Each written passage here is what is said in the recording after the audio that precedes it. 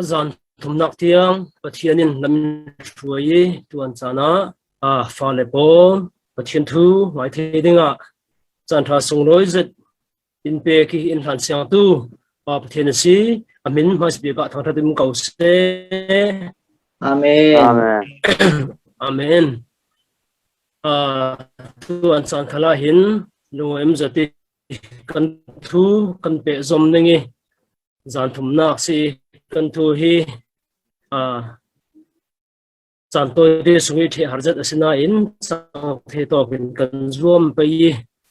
zan masa khan kan zum dan thampi yatin ara ti mi pol kha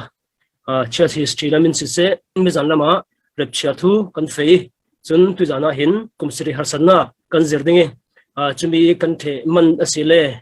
second coming thu ta malte kan the man le kan the pe kan the man lo tho sile thai jana khan atam viên một cái thể đương nhiên cần zoom ding pathian tha tu sunia hin minung tam tak tu thang tha ngai du jan sang lo na phun tam pi la ka boi pa in minau tha emi se pi fa le po hetwe kin nan mel klo mu tu thang tha ngai dinga nam phur ta zeti ka mu te ka tha jang ka ga zet ti la kha ko rel be du asilen kan thua kan fe chuat hau mem pe yi tuan chana hin kan ti bang kin kumsri harsanna chan kan fe dingi kumsri harsanna ti mi hi yang te ka thok ti sele chum repchia athe ve ten ni jana kan rel khauti bosu khri ko han chan sidingi imi ko han chan imi zum tu pol mu mo an he thleng dinga boy pa in vani sin in run hip dingi chi sin zum tu pol mu mo chu le lung thuna ko han sani ummi zum tu mo mo kha an kan non loading chumi thea lelung pi kha kumsri hasanna chan ti mi in direct in ape chiding ama abel te chu calendar bang tu kin te himi ni si khami ni si te ve kin khui to calendar mena om loading chun khawi tiktuile chan thewna ruanga in le lo dan po kha ya adang ram chuang loading ama abel te chu minung tam tak an loading minung tam tak lenung para non lo dingi chumi chu news arung ta mi polin delung pi he apoin sadingi khatin tikchu chan kha kumsri sana arung tho ve mo ding si hit he khatin kumsri sana chan he chu to khato amabalte askop yas himi kumsri sana athenna ding amun hi Middle East no Israel ram kung kiang long ithil chang ding mi silovin lelung pum puluka lelung pum huabi thil chang ding mi asi zinga tile chu pathian ni thin hen na ni pathian ni athin hen na arun boarding mi siruanga dung thun tu tine ama azum tu pathian ni fa le pol Allah ki ara zum du lavi rung ta mi po se gentle mi po se chun isa le tu khu tom hun khala an luat lo di harsana cha na si ti mi khan kan theding a thupi zet chun hini kumsri harsana thu hi mi kan ti ve ki minung tampi in an zum lavi atu hi kumsri harsana cha he kan thleng le ro si tu kumsri harsana kan ko ti ruwa dana umi ama balte kumsri harsanna ti mi hi minungi phua chable terogen pol khalen an mai thu in an phuai an tu mi silovin bible sungi ummi bible sungi zirmi kha alla mi asivei bible sungi study an tu dan le an hu dan kha an run zero mi asi ti mi kha kan theding thu pz churonga khuito bible pola hin himi ti mi kan thena nga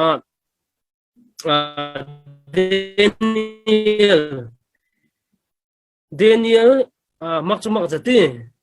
thil rems ara lighting mi kan le thukam thun Daniel lama kamunti asina in amak jani pakhachu pathian in Daniel ne na hin thura phuang asi Daniel pakua kulisin kulun sri kan sira sile himi kumsri hasana kha arun sim fiangi chun mathai kulhuan li pakhati sin kulhuan riat sung kan zaw asile khato mun khana hin boy su khri in mi zanam khala amal te kan rel pha zawi mathai kulhuan li sunga khan arak sim mi mo kha atui kumsri hasana sungi thlengding mi thipol mo kha anchi an parukna ki sin hleiriat tiang kha chapter te atum pi paruk ki sin hleiriat sung kha kan siar asile him mi sungi thilchang mi pon po mo aza te khan kha tribulation de mi harsana chani thil thlengding mi lo lo anchi churonga himi khalne talama til chikin kan thei mo lai dingi tu kha kan thei ding mi chu thu phun ti mi hi bible sungi mi asi ti mi kha kan thei thena dinga Daniel atumpi pakwa fate kulisin kulwan sari mathai kulwan di pakhati sin kulwan riat chi sin thu phuan paruk hleiriat lama aza te kan jaw sele himi pol hin kum sri harsana sungi thil thlengding mi pol kha in sim fiang asi ti mi kha ma speak kan min sin le kan thei ding kha karun lo sim du chun kum sri harsana timi chia tong kam silawin kum sri harsana timi adang tong kam te man mi por kha karun sim fiang dingi boy pa ini ti tla hin an mang hi mi hi boy pa ini timi kha thu kam thun ta chun tampi kan mo the dingi Isaiah pani hleini ama balte himi bible hi tu te kalo kan nungi kalo ti bang tu khan kan phalam bible chi a chun a fu lo na tla men thei tong kam man dan te mo mirang bible hi an ngan mi vekin kha kan fe dingi Isaiah pani hleini te ve hleithum parukin pakua Joel pakhat hlenga pani pakhat sin somthum le pakhat chun Thessalonica kwat khat panga pakhat ve ka kan jaw sile the day of the Lord to me boy pa ini timi kha umning churonga himi hi pathiani boy pa ini ati mi mo hi thu then na thon ape tlai mi ni ponan se churonga day of the Lord ti ka hin minung tampi in himi kumsri harsana sunglong ta hin kan ruati day of the Lord timi umzia chu thu kam thun sunga pathianin Israel mi pol kha athuan ngai lawi a hem ding te ga khan kha day of the Lord boy pa ni arung thlengding chumi ni a chun themnan turing te ka prophet pol an sim theo chumi chu anma Israel pol rangi an tur ding mi khalkha day of the Lord tia Bible amang chun tui arai pi kumrei pi thu repsia thleni sin kumsari harsana ke sin kumthong khat ukna achem tiang thilchang ding mi pol mo khalkha day of the Lord tia boy pa ni tia khankha man asi thau thau chumi kha kan thei thiamning chun apanina ka tribulation harsana ti kha Deuteronomy pali somthum tisin Zephaniah pakhat le sung khala kan mo theringi trouble asilole tribulation ti kha siningi chumi chana khan kha harsana chan asi ti mi kha asim fiam me polan tisin mat kulan khasunga chun the great tribulation ti mi harsana chan tumpi ti mi kha atui kumsri harsana temi anmanna tong fang hi himi mathai kulluan khasungi boy su khri atong mi tong kam kha theologian polin anla ki atui kumsri harsana chantia harsana pi the great tribulation temi anmanna chu himi tong fang kha anla bia mi siti kha kan theiding chun harsat chan time or day of trouble ti chan amang thau tawi harsana ni ti khali amang thau thawi chumi chu Daniel hleini pakhat se chusin Zephaniah pakhat hlenga khala kan mu theding chusin the time of Jacob trouble anti Jacobi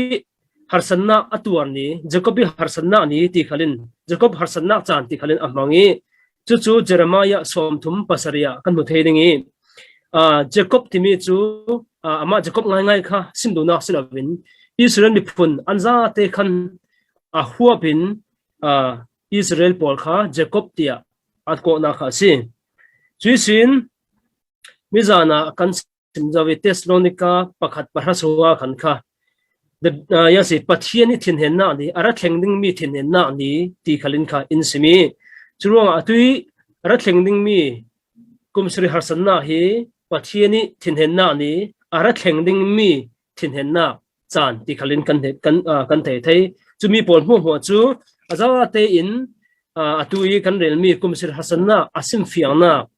trong phong pol ansi chilo khala tampi omlai ko ding ama bolte chu atoi zongin bible kan share ka kan the na ding thanga asi chun kumsri harsana chan hi zero aso umna san mizana repcha khalkhati yaro repcha tulna san dikha kan rel zawi atui chana chun kumsri harsana hi zero bi ka so tulna asan timi kha kan zauding imi akan zaute ka jiang kan theiding tile chu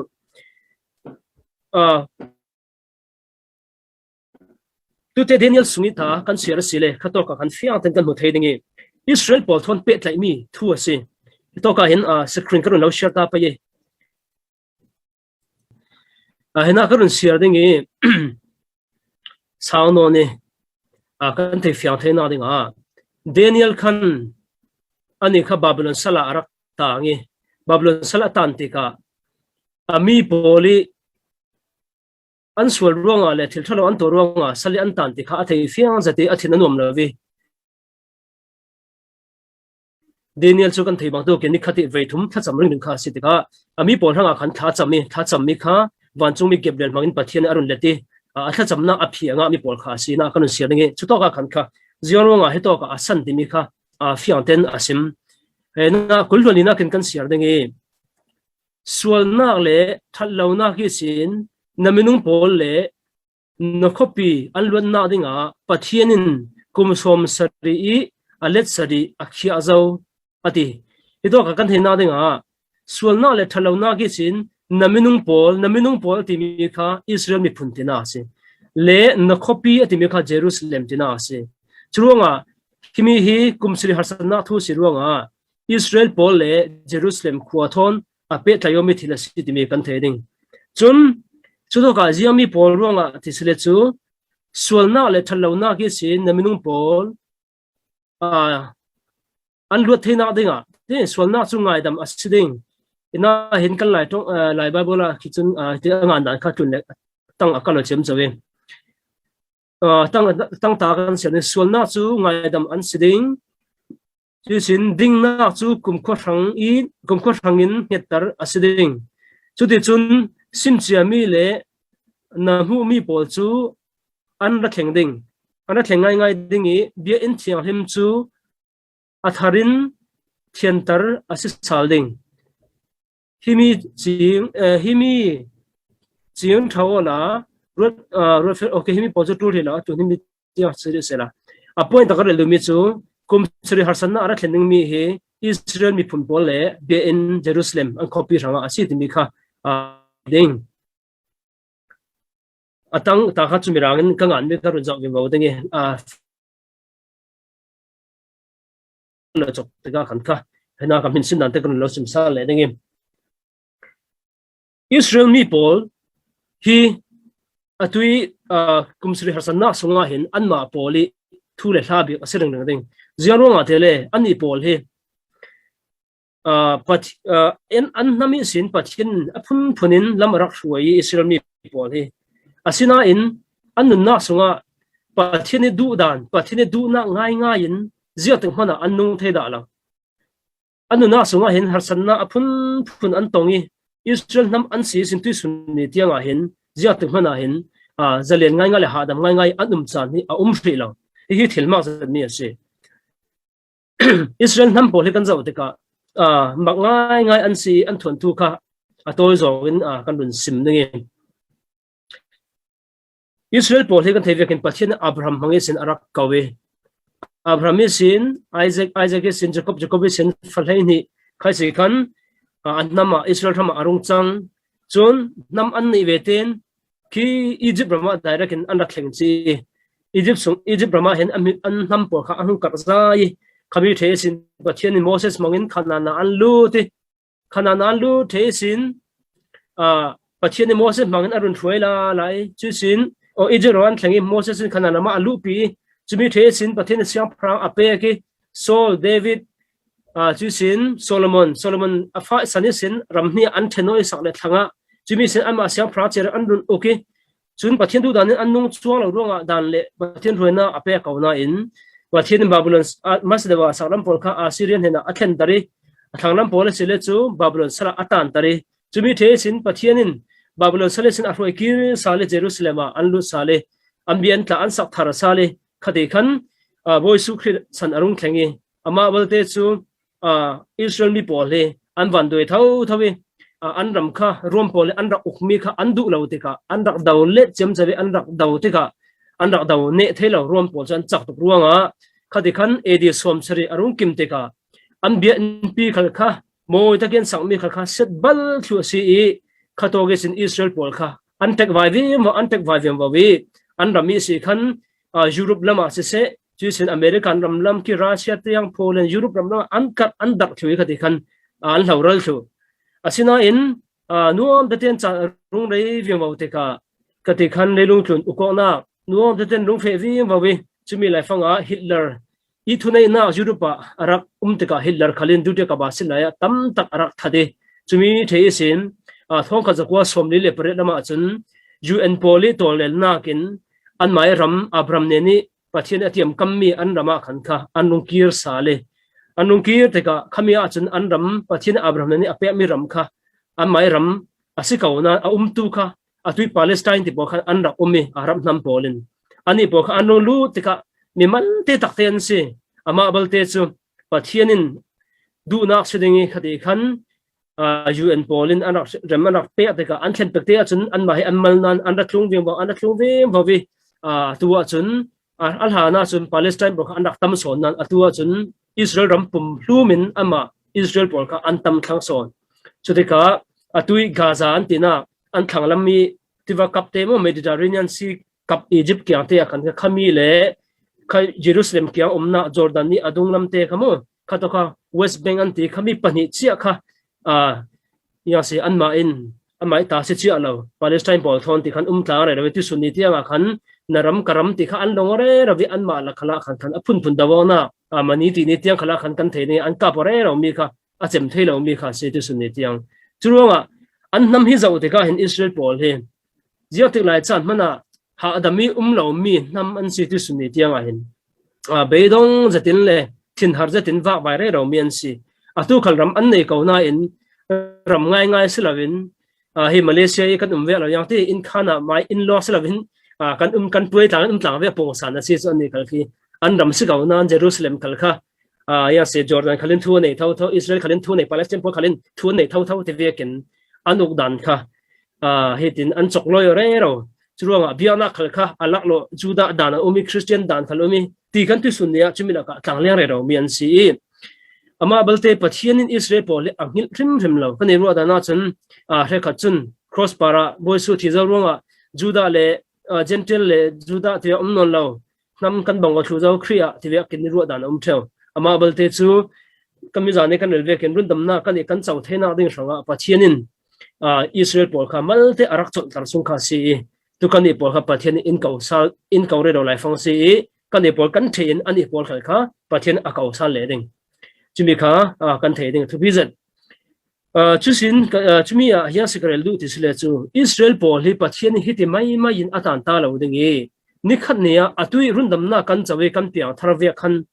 pathian I rundam na kha za ani kha an chawe te ding chumi kha si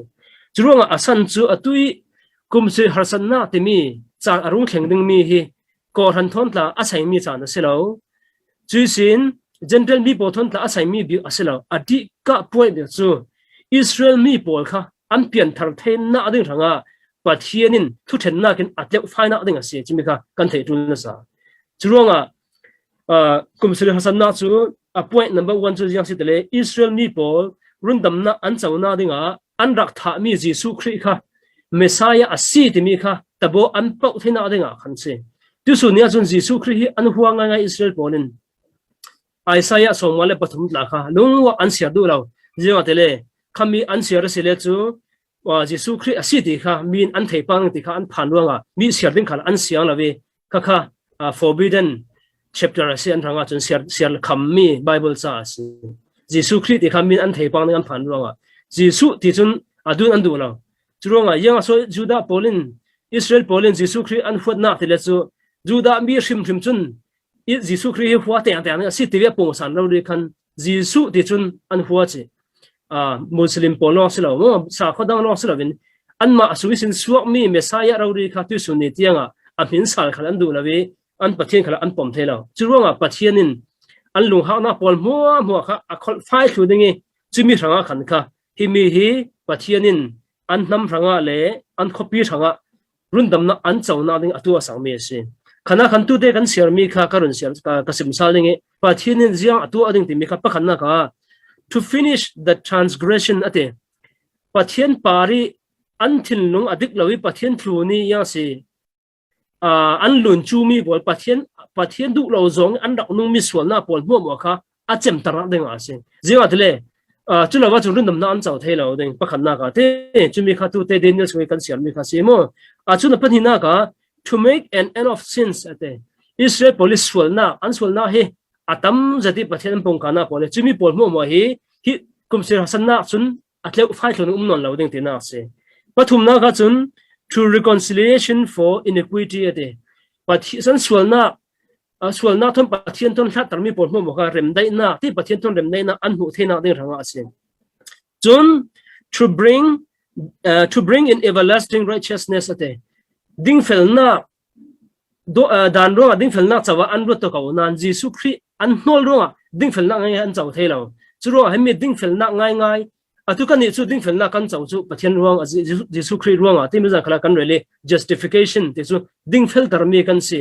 zero tele kan mai thiam na le kan mai sina ruang asila win za fa na ruang asi Israel po chu an dan kan la ki Jesu Christ kha an hol ruang a zia te phanin ding fel na kha an chaw the ri lo ti su ne tianga Jesu tel lo win ding fel na minung kan nga the lo churonga hi kum khuai a dai mi ding fel na tak kha pathiani thukam tharati mi kamo Ezekiel nengkala Jeremiah nengkala arak simmi Israel po rangi thukam thar kha pian tharna kha an chawna dinga si ding fel na an chawna dinga si chun pangan na ka to seal up visions and prophecy ate prophet tong kampol mo thukam thuni simmi pol kha Israel thon pe lai mi pol mo kha aza te in afam kim thena dinga asi chun paruna ka to anoint the most holy ate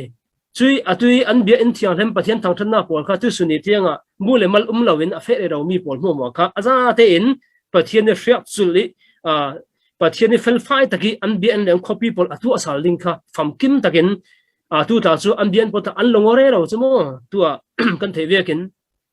atui Israel poli a han en rak bian mas bi Solomon arak saki chun Solomon sakmi chu Babylon poli an set bal thui chumi the nuwa an da tlung sal tika Zerubbabel poli an sak tika chumi bian kha fate de we Herod sanung the tika Herodin tum taka atua I Herod bian nan te boy su Christian lai khala an rak zau re mi kha chumi chu edi somchria Rom polin Titus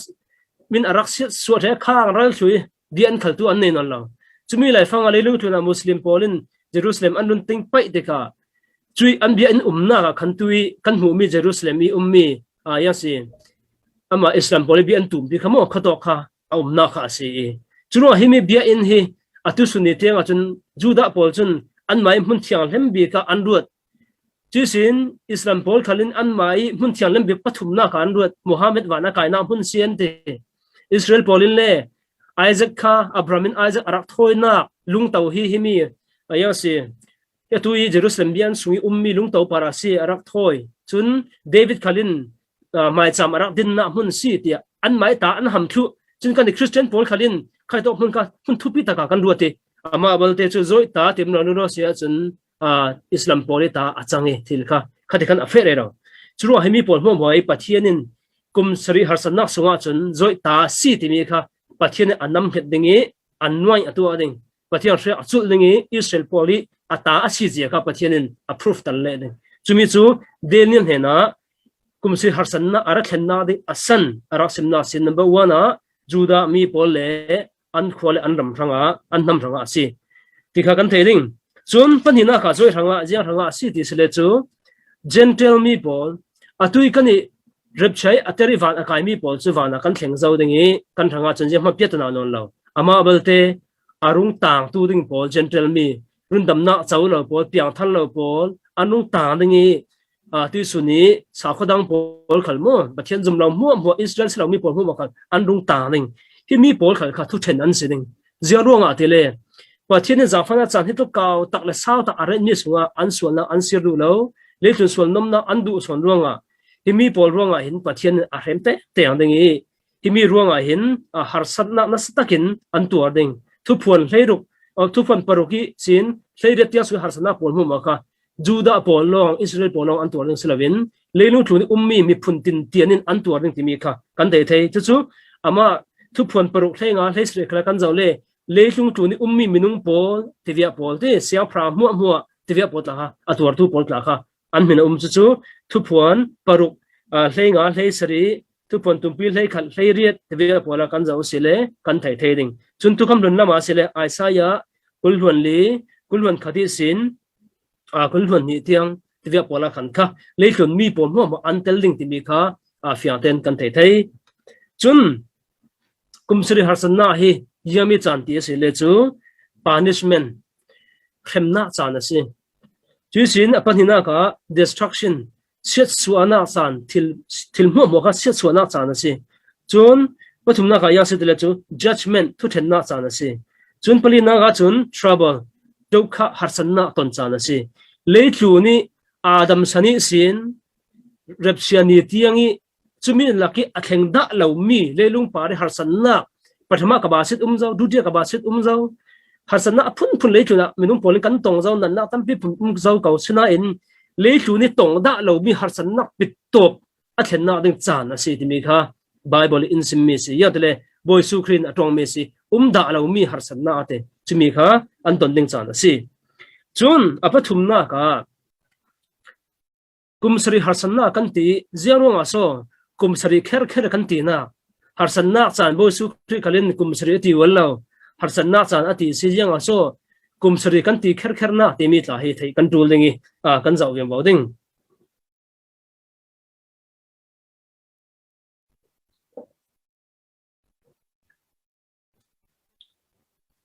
okay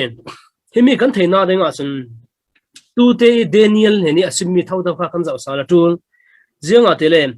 daniel hena kan asimi kha bible te kan siar sal dingi mo karun ka bible te kha karun lang tar sal ding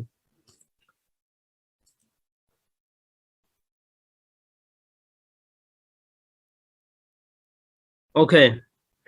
ito ka kan siar dingi kulhun li sin kha karun siar sal yam bawding sualna le thatlauna ki sin naminung pol le nakhopi anluan na dinga pathianin kumsom sari I let sari akhia zawate ina kumsom sari I alet sari tia kan lai bible chun angan chi yang tele chu direct kan kha angan chi nan kol bible chun tadin apa khone se ati miranga chun 70 weeks ati zar somsari asiding timi kha pathianin chan athia sak sualna chu ngaidam asiding dingna chu kum kho rangi netar asiding chudi chun simchiami le namhum mui pol chu ara thengai dingi bia in thiang hlem chu atharin thenlim tar asisalding himi hi chiang tha ola rot felo jerusalem na te sin thok ding mo jerusalem din sal dingi thupe tik chu chan I sin pathiani shilmi how to arat hlan lo kumsari I let sari aliam ding chun jerusalem chu lamjin tumpipi le rukul nget zet thon din sal asidingi kumsom rugle kumni I let sari sung asiding asina in hi chana hin harsanna le boina chan asiding chui chan achem tika pathiani shilmi how to chu diklo zetin an thatding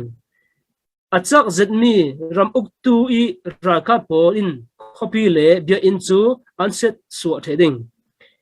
tilik bangin anenna ara thlengding pathianin atim tu achiami ral le se suana ana thlengding ase chui ram uktu boy chun kumsari namo kumsari sangin mitampi thon lungkim na chakhen atua dingi chui tik chu I shek achem tika pe na le thoina pol achem tarding thilfi nung tuksum za chu bien sung hun sa bi ka aret red asidingi chutoki aretu pa in pathiani tum tum ta sang mi nen na aton hlan lo chu to hun sa bi ka chun a ring ring ding hi to ka khan kum sari ti mi ka ti kan no ding hi mi kum sari ti mi tong phang ka kan la he hi ti run siar chun acha asaw kan nam fiang thai lo ding e zukte ka tim lam mi hi mi zukte ka lo pia ding kha ta bo kan pau chi ding mi te ka run phita ding e zuk pa kha ka run lo pia sa ding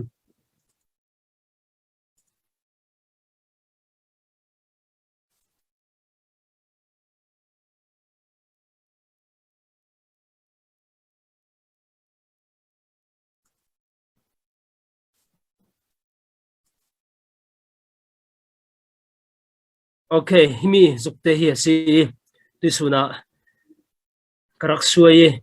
kan fiang thena dinga to ka kan zo ding tu te kan siar mi Daniel zar somsari Daniel pakwa kulhon li kulhon sari sungi thil ummi si ti kha kan thei ding himi kan thei fiang na dinga hin ziaronga ti chu kan thei lo nan ama theologian pol pathian ni pol mo in an ta lan umi zar somsri asi zar kha is equal to ti zar khat chu kum sari thon abango tin anruat kaka kan thei thiam ne zar khat timi chu kum sari si zar somsri asi tika pasari thon kan hnya osile kum zali le som kwa kum je rai tika kan thei thiam ne chumi kha zar somsri asi tika kum zali le som kwa sung tina asi Israel poli an yalo na den kamo pathian ni chan apek sang me kha kum zali le som kwa sung asi chuti ka hito muna hin zokan zaw ding pain thum um ne hito ka 1 2 3 thia khan kha a hring te khan nam hoding himi kha himi zar attenda na 1 2 3 zo ka soimi thendan kha si Daniel nani pathian asim dan kha asi chumia khan himi zokte time lam te kha kan zaw ding i mas bi ga chun Babylon sali an tan na kha si adum te khate Babylon sal an tan ni sin yi na Jerusalem sak dinga artik zarza siang phra boy pan thu pe na kha anei himi bian sak sal ding thu pe an ni i sin bian an sak the tiang kha zar sari sungate mas bi khamo Bible thon nan zaw tlang sile azna chun alang thelo ding kha nan Bible thon rak zaw tlang la nan thei thiam mai ding mas bi kha Jerusalem sak ding thu pe ki sin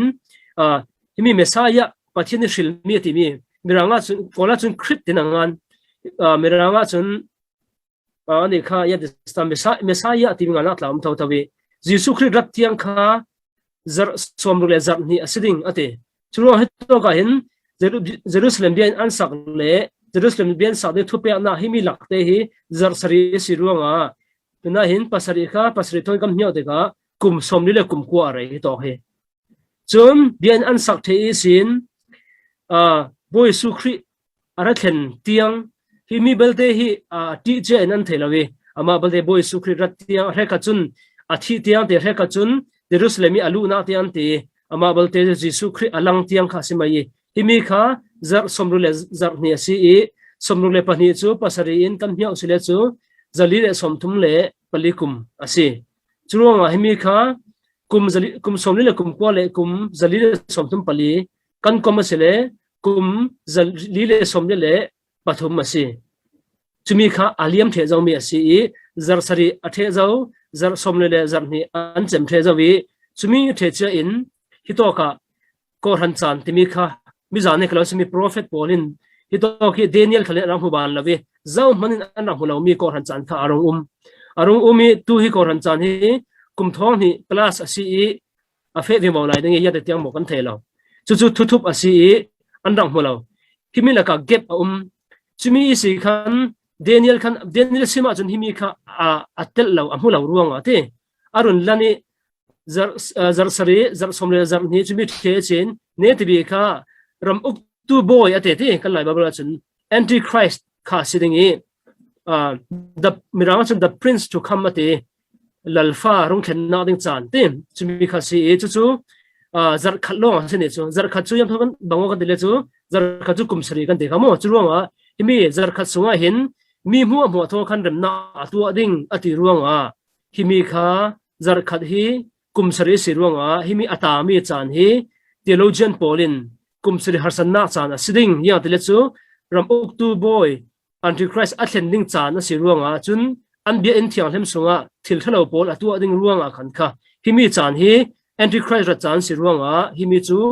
kumsri harsanna chana si tia hin anruana si churuanga kumsri harsanna tia hin amin kanbunna le kan la na si himi te hi kan thei thu bi zet ama balte atanga hena zawla x pathum te garet chu chu jiang si tele chu akum chun hizat ti arai ase kauna in abi sile ed chakchi kha tuat dan hi abangolo chiawi chuna khan kha itoka khan kha xx kareti khami kha kan thei thema are ka chu antu da bangalo chu pathian mi pol khalke hina chun thek chun bc 445 and the 446 anti tivekin kha pakhale pakhat jesu christ wat la kha bc 0 arung chan antum nan bo su christ kha bc 0 chi atheng thelawi 456 tivia apakhale pakhat ambangalo ruanga teacher en kan ngan thelo ding x ka kareti chuchin atui kumsri hasanat la kha zia de chu atheng ding timi kha kan thei thei chong la ruanga x timi karet ama balte kan fiang ding mi a hito ka denian hena zar somsari asim mi umi chumi a phun thuma an theni mun khat kha chu zar sari si bian an sak the tiang babylon salesin an tlungi bian thar an bian an sak ye chumi tiang kha zar sari acham zo chum bian an sak the sin jisu khri le tluni arung tum tiang kha zar somrila zar ni si kumzali le somthum le pali si aliam zo zar ni cham zo chun himi ko ran chan hi an hu ban lo ruanga denial na run lani hi ram uktu boy arung thending chan bian songa fiung za thila tu ading chan ti me kha zar khatna si ruanga ne ti bir zar kha kumsri asi himi chu ara thleng hi lo mi ara thleng lai ding mi chan si ti mi kha azuk te khan ti khan kasin pia se le kha kan thei thiam ning bible tong phang te hi to ki tong kam man dan ve kha chu ra bible koi bible le kan lai bible te abang lo ding ruanga ma bal te chu idea te kha chu abang o the ko ti kha kan thei thiam ning ka zum karun ti sal ding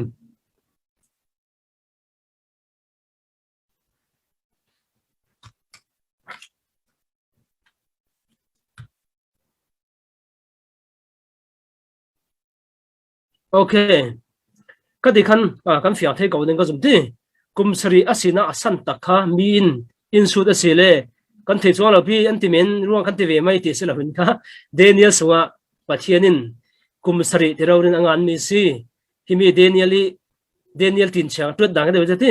daniel sungi prophet tin cha aya in kumsri asi ti mi kha kan thei si ti kha kan thei ding okay asile kan thei vim vo ding e kumsri harsanna kan ti ama balte chu kumsri harsanna kha mun nia an then la la kumsri kha a hre ve ven an then jinga so kumsri hi ve nia an then spai o ti mi kha ka bun simpia la la ding e kan thei thiam na ding sanga hina daniel so kan zawr sile tu te zar sari na khatin oh sorry zar se ne zar khatna khane te bia ta me zar khatna kha kumsri so kha himi a khan kha acham na te kan sera sile chu pola hidok sin ke ma bible ko ka kha men nge ka kol bible len ko share mai ding hitin angan daniel pakua kulvan sari a khan tadren we te tadren chu zar khan si tadren we lu amyaro ne parinyin phwe chen shi yue tho tadren tawat dwen ji pu zo chen ne sakat chen ko pa pyaw se le mi te tho tadren tawat ti mi khaum churonga chui zar khati a he ka thil chang ding mi kha chumi ruanga khan kha kumsir hasanna kha a he ka thil chang ding mi ti mi kha himi tong kami sin kan the the pakhat na kha chon panina ka thupon le thum panga kha kan zau ta ding thupon le thum panga sunga ya te ngan te le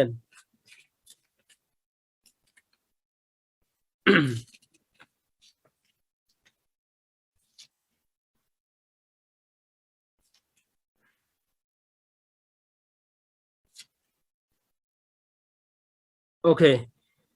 kun se ding mo kolin thuta ye di timi kha tu te antichrist kha timi kha si rung kheng ding mi kha si thuta ye di le chi so do zaga ko le gaung phya de ko pit ma do zaga ko le gaung pyo tat to nau ni pye song ye kala le se na la pat long si ya do khwin ko ya i le se na la timi 42 months klasom li le thani timi chu kum thum le hreak te na se churuanga he to khala hin asim chuisin daniel pasari kulhun nga sung khala asim thau Daniel pasari kulhan nga sunga ya tenangan tele karon law sim karon siya la dingi atang nam dewa khan ya tingan tele kala ache ni pinya tiaro go pyong lai se chinga chan si lei mi de tanni kala ate chusin ni kala ate kala tawat ate churonga yami sim tele chu tanni kala chu kum khat asi ni kala de chu kum ni asi chusin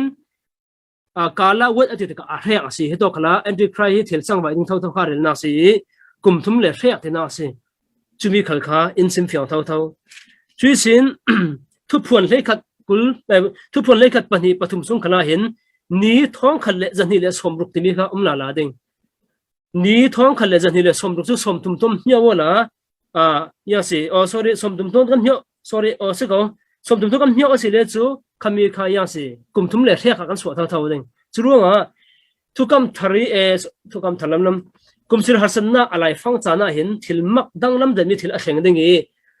hriak chani thil thleng ding mi le a hriak nui thil chang ding mi kha an bongolo ti mi kha kan thei thiam ding okay chui sin kan fe be mo ding e kumsir hasanna ka yami achang ding yatin athen dan ti mi kha jokten kan lo pi asal ding e hiti kai rel su nok zate yang kalau le fuk kuting jokton kalau pi le chunan fiang de thai ding ka zum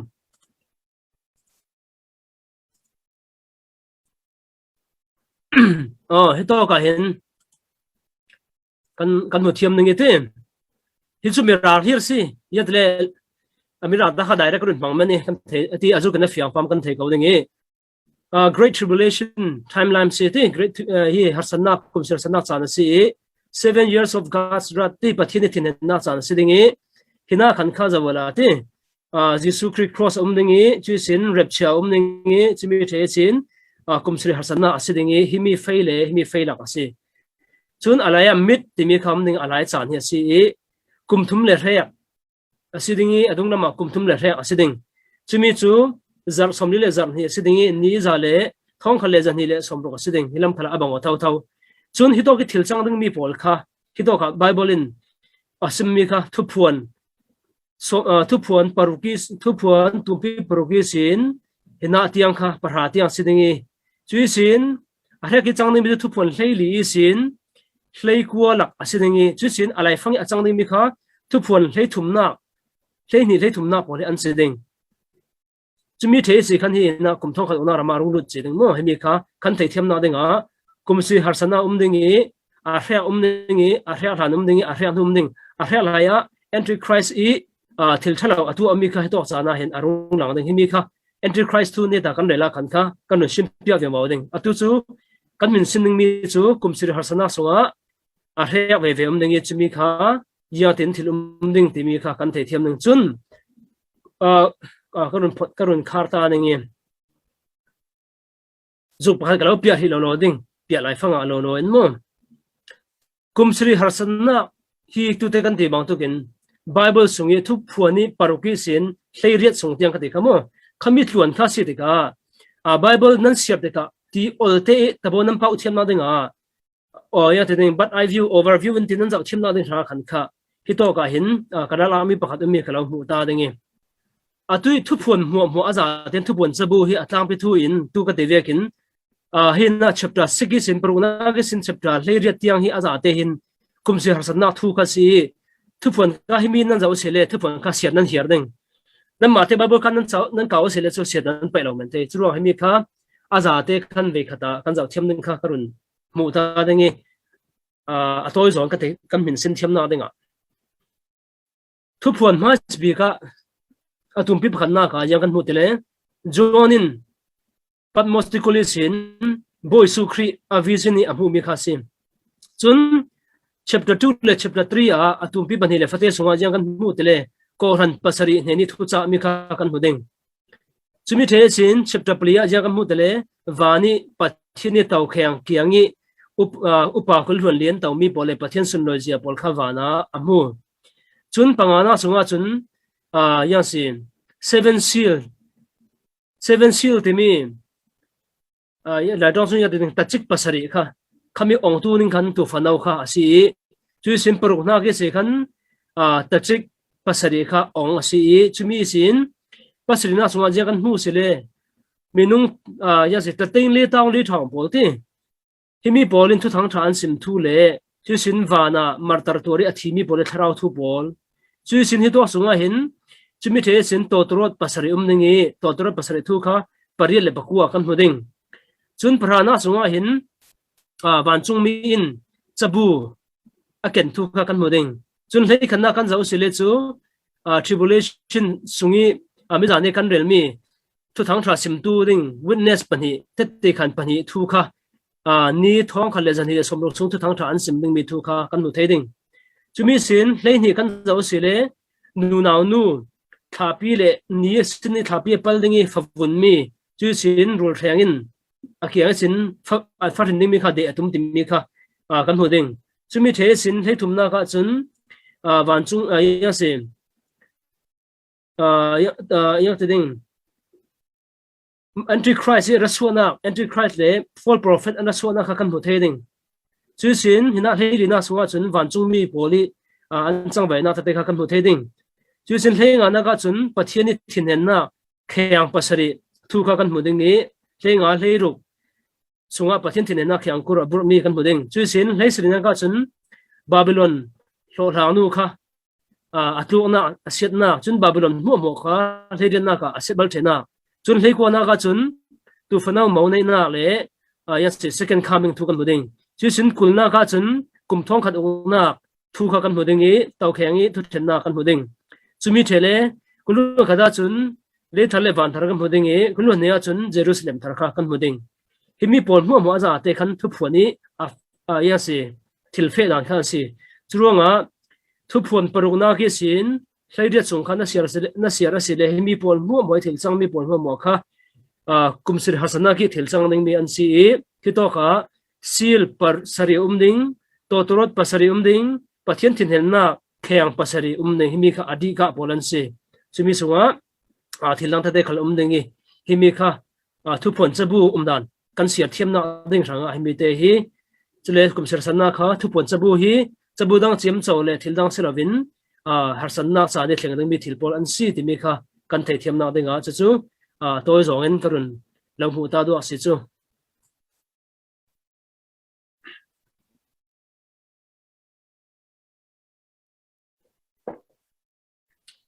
okay asile kan fe dingi tu te chu ka kan hu zo ve kin atu chu ya si reki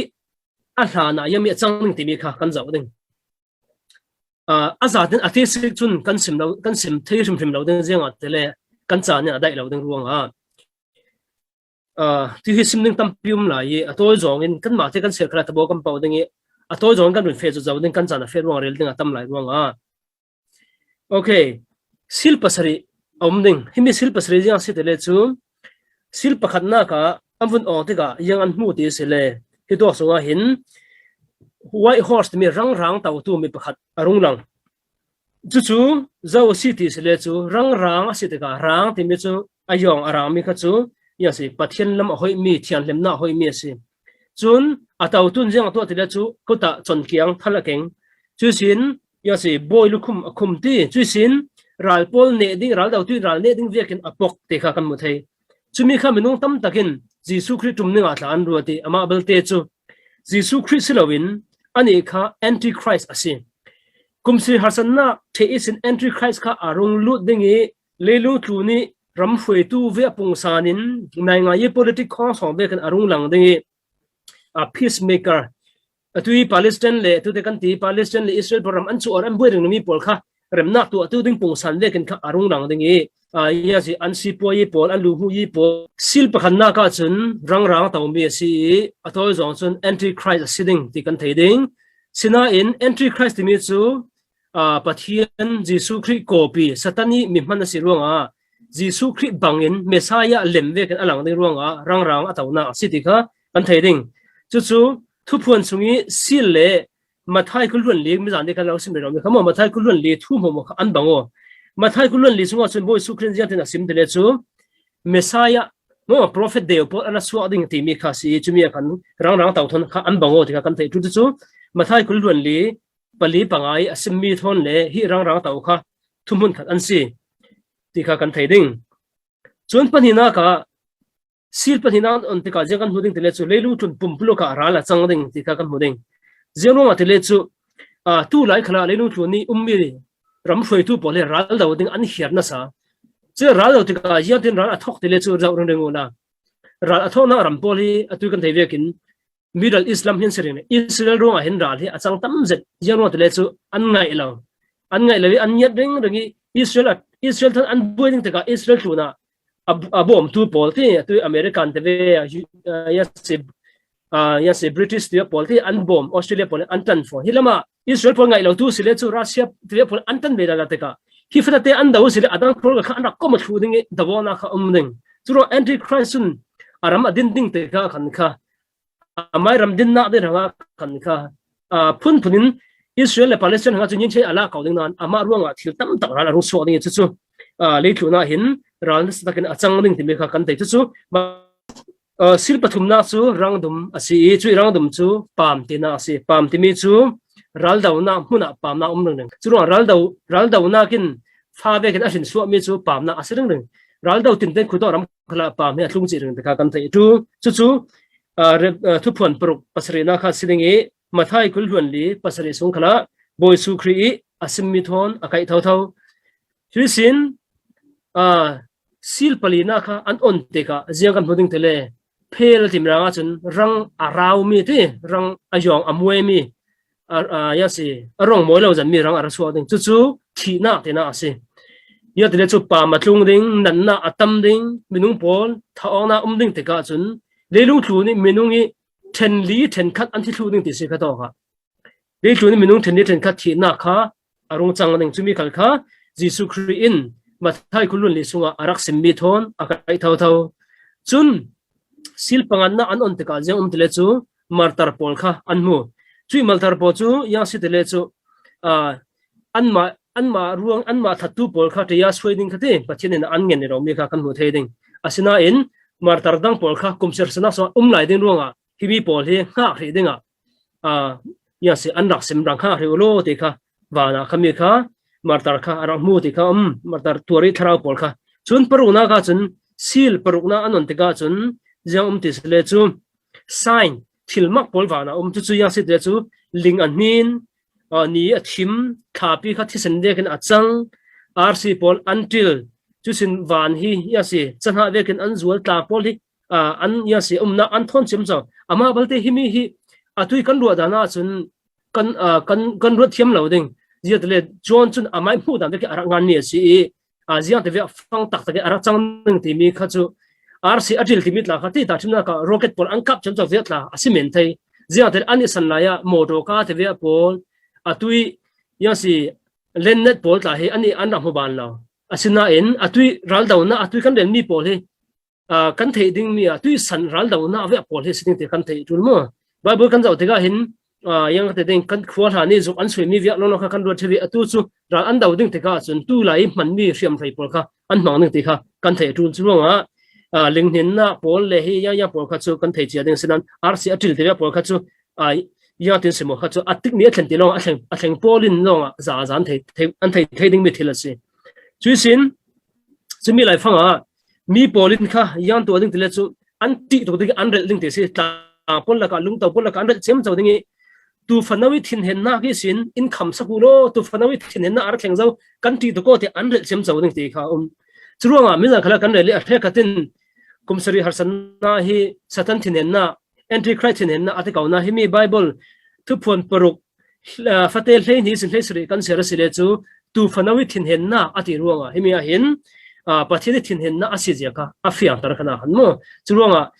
pathian thin na aselo pi an dile hi mi bible te hi kan sim thei tu fanau thin hen na ani asiti ka kan thei tu chun chumi kha tui mathai kulun li thon abang mi luk kulun khat hlei khat song khala hin kan bu the chun chumi the ajang omning tile chu israel mi in lakhi sin pathian an nam lakis aril dingi minung hi chumo ta teng le li tang li thong rori in thu thang tha an sim ning chumi pol chu evangelist pol the member chu israel mi sitting evangelist pol sitting pathian in tachik anam ning ji atile chu zawman an that thelo ding zawman an se so thelo ding in kha pathian an para min sin na are ding e chumi polin gentle mi pol hena se israel mi pol hena se thu thang ta kha an sim ding chumi kha heto muna hin khai sil paruk na le sil pasri na lakte akhan kha an chumi the sinjam ti lala sila chu bana yase martar atu mi phoi pol khati hi pol hi khudok is so an rati hi pom varsim pol khudok is so an rati ti arak su te ka hi poli harsanak tam tak tuari sin ara thlengmi pol an si ani pol chu an puani tu fanau thon an khol phai zo ruanga an thiang hlem zo si tia ban chungi an sim mi pol khati martar atu mi thra pol kha an moi hi mi pol kha thu phon paruk na se ka na en thu phon leili sung khala kan kha hi mi pol hi thula he kan mo the ding chun evangelist tui tatin li tang li thang pol khal kha wana kin mitang sak thelo mi la thar kha himi Israel evangelist polong sak thai mi la asiding ani pol hi nupi nei lo mi an siding mi pavarjin nupi nei lo mi mithiang them pathiani thil mi pol an si ti mi kha to kan theding chisin kan theding sil pasrina amon on teka chun wana naji khoi sung kha achol thep thep ti si naji khoi sung achol the si kan jang tele chu sil pasari an on na chu sil pasari sunga sangka chibang selati sil pasina sangka kan vun ong sele asunga khanjang ro bet le chu to torot pasari avung muchi kan thei them ko ding ti sil prona sunga chun to torot pasari kha chi chu to torot bo chu jang si tele chu pathiani thu thenna to torot polan si pakhan na ga chun arang in kan fe mai ding to torot bo chu thu phuan paria disin parhala ka kan mu the ding thu phun paria de sin parhana nan sel sele khadka sunga to torot pakhatna ka ban chungmin a pho panina ka pathumna ka pho de kham ve mo dingi kan ser so lo ding ruanga turun simjut jaw ding pakhatna ka chun ya si real atla dingi real chu thi sen de kin tim mai sa ve kin ka a sen ningi thi sen de kin a sen ningi atla ding chu sin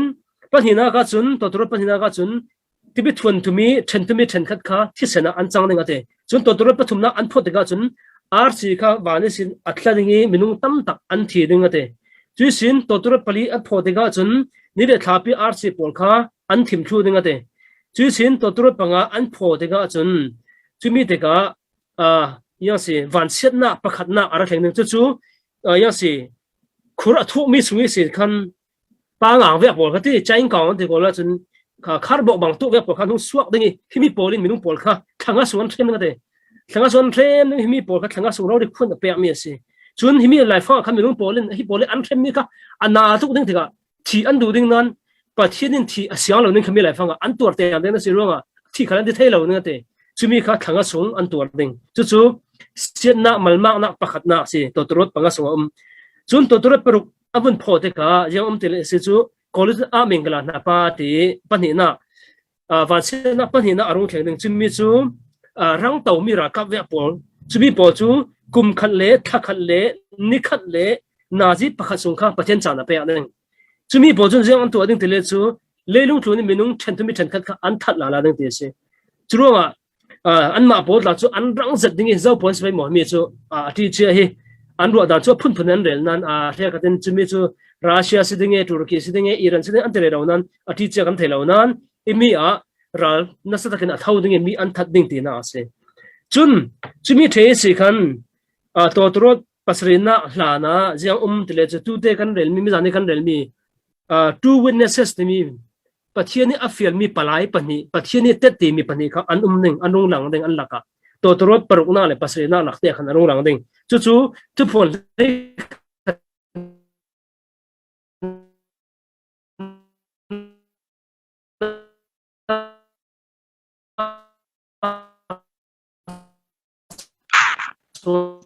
khăn năm một thế đình lẽ dân thì là xôm rục cùng thum là chim tầm mi bảo khăn đình chim áp mang đình ấy ya thì ông nên là anh ấy bảo chú bắt hiền ya sẽ burin hi pon là rút tarang thì burin hi pon thì mấy anh biết chú sirona thì na si Israel mi bảo kha sirona bắt hiền na sirona đình thu kha anh dẹp đình thì na si chun olive cung pani anh sẽ đình thì kha sim ruang olive thì mình chú siak city thì na si thao thiang lemin a chen chil ding thrawi khat ni minung an seding te na ase chun mai khuat pani an seding ate la la te ka pathian thu in anun na kha lu khat mi minung an seding chumi a khan malakhi sunga malakhi pali pali sunga Elijah khan nan hena kalau tha saling ti mi kha Israel pon hena pathian ni atiam mi churunga himi sunga hin pakhat chu Elijah asiding te anjum chun mi pakhat chu zo spray o ti hi ruadan tampium he katin enok hi pathian thilawin van ala ruanga thi truling ruanga enok he se kaw na run tha salin tia an ru tu ta dum ama balte chu mangbang za an tu mi bol jawi si khan kha mo si asi den kha azum jero ma tele chu hi pol hin mangbang za thil di thena an nei ding e ti dai kha thi sena achang tar ding ti via pol chu se lelu tu na aphun phunin Egypt san lai thleng mi hasana ve po sam ve kin thil tu ading mi te ka hin pakhat deu ki chu enok silovin Moses asiteng teng te anzum churonga Elijah le Moses si asiding tia hin theologian tampi in anzum mi si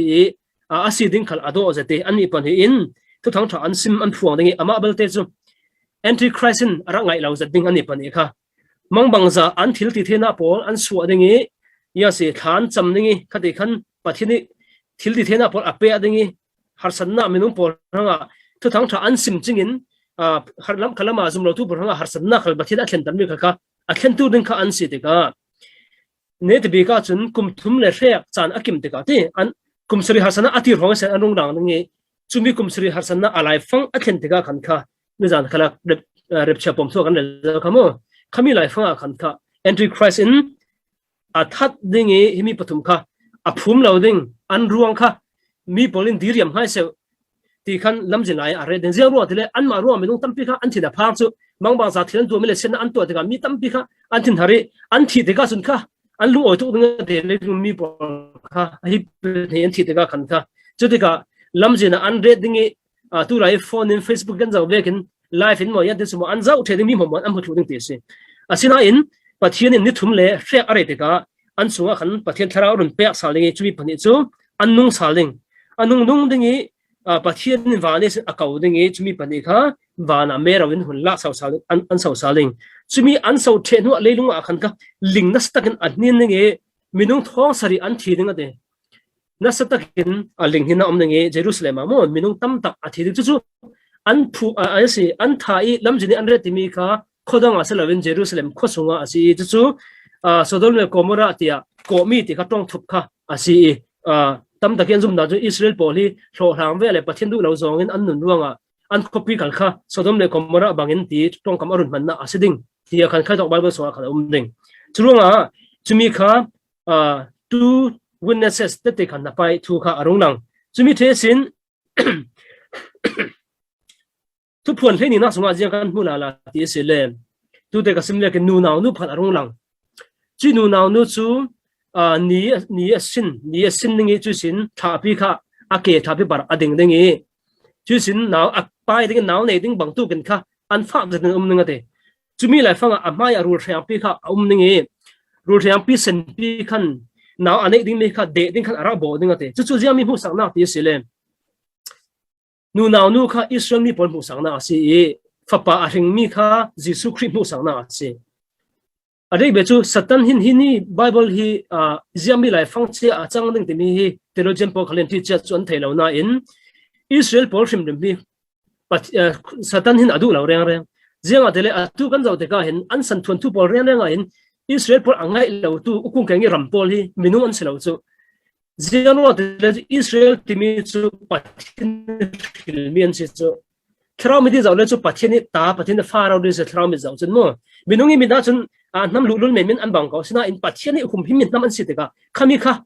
Israel pol daw ne khosia pole satan pol lung daw ding an thei lo ronga an ma pol mu thiam ding khan hilama phoi kha anei thau da chu pol chu atui an ram kiang umi ram pol kan te mi pol khan mo biana bang raw mi pol khan kha an ngai lo re chu mi pol suwa khan kha khosia na tuan re ngi Israel pol kha adaw ring de khona ne sin adaw ring nang se asina in pathianin arak tan nang Israel mi pol kha tu su ni tiang khalan an ne thelo ram phachi ten si ko nan mo ve khat la chu aral an dawoi niruk sunga an dawoi an teng tha tha mi ta chu ram tam takin an kul le raw nai an ne thelo se zero de le chu pathian ahum mi an se chu ro rul reng pin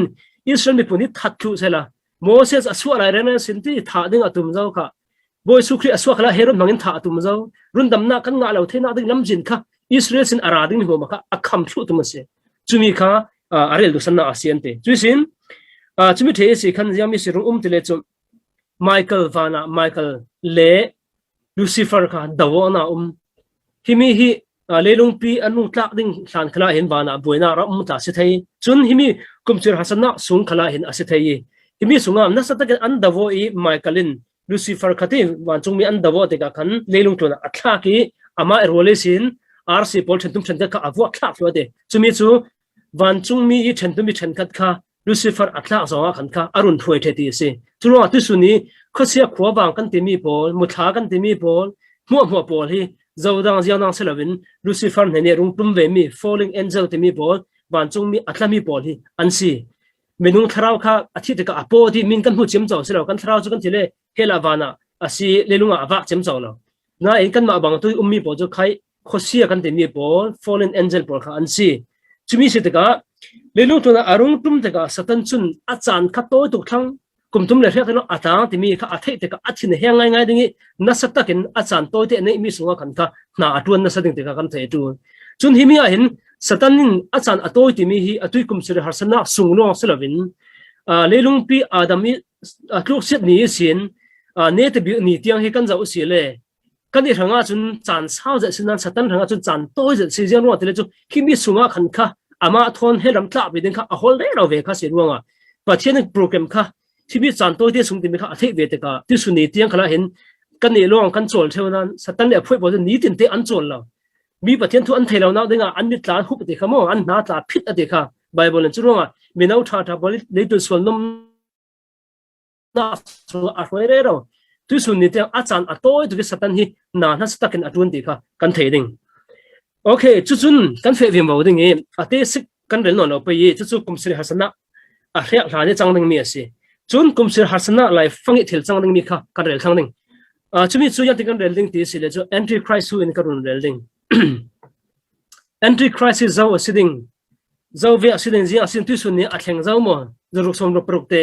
a thleng ngai zau mo ti mi pol kha tu a hin kan run zau thok ding e chumi sin thu phuan ni a hriak la mi thil chang ding pol kha kan run rel chi mi mo ding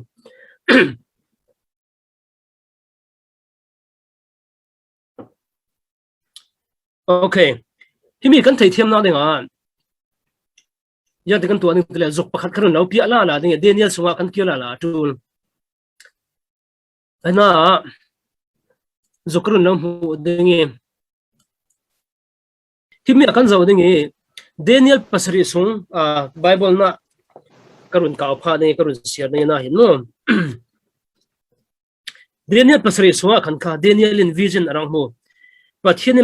mang arang man tare amanga ama man hi amu na ka hin anna pha rawri ati tok lo ma mi amu mi kha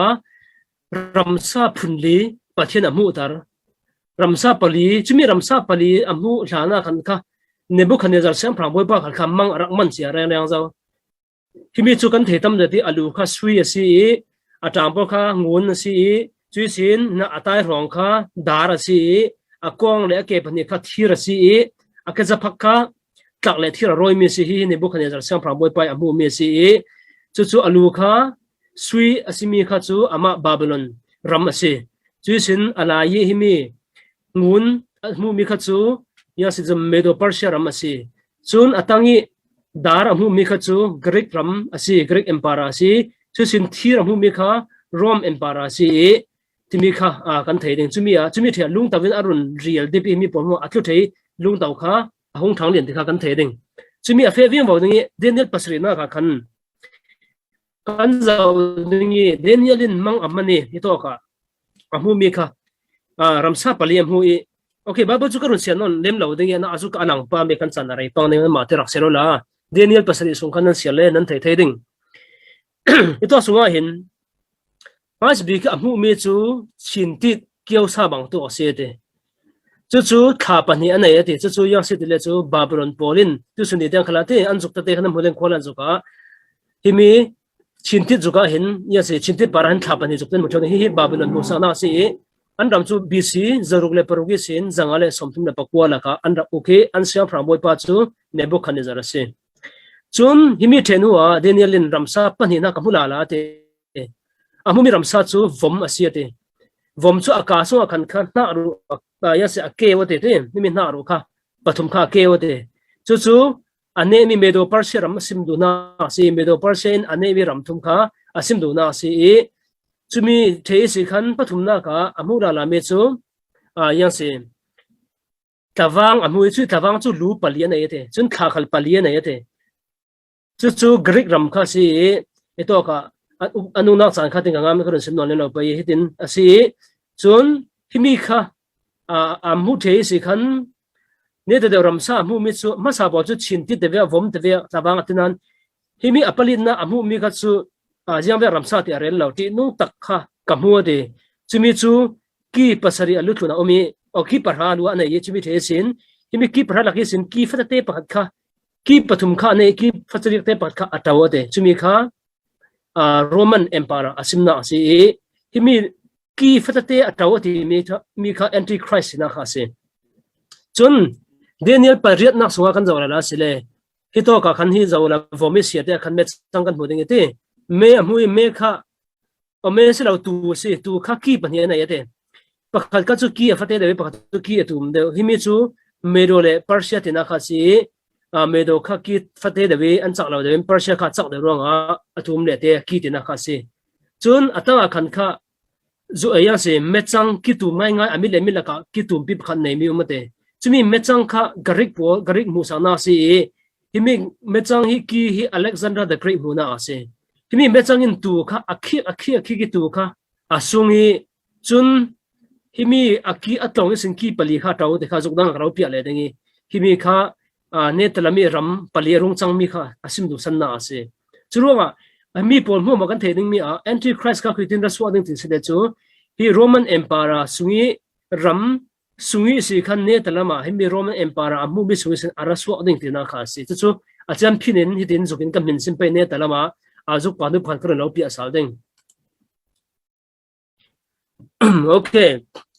chumi kha thu phon le thumna ka kan sera sele tu te ka mu mi kha chu Daniel amu mi si Daniel amu mi via chia in thu phon songa John khale ra mu ve ama balte John ra mu mi kyo sa kha chu an bang chia de lo ani kha chu a phon dang de ani kha chu ki parha nei lu parha nei chu sin o lu pasare nei ki parha nei akhi thun ta te ya sia pra lu khum pakha cher anai ate chun pathian mu somna min ta te kha alu para cher the ati khami kha aril du sanna kha thu kha chon si Roman Empire rel na we chu si ko nan kha amu dan kha ra bang lo sinan thumun kha ta si churonga thu phon le thumna sera si le thu phon le thum sunge sarang ti na mu mi kha aya si le chu antichrist na se thu phon le thum pakhati sin parana ki na mu mi sarang kha tim yami sarang se pe o ti mang bang la bin antichrist asiding ti mi kha kan theding chun antichrist thu kan del thega hin minung tam tak tu sunia hin vai won mi tam pi zero atele a he kadin a thleng zau ti tu ta num ruanga mo ani te to la ki sin antichrist a thleng zau ti zum te kan mo chu ka theilawe Johnin raksimi John ko khana so ate tu sunna antichrist tam pi anum zau ate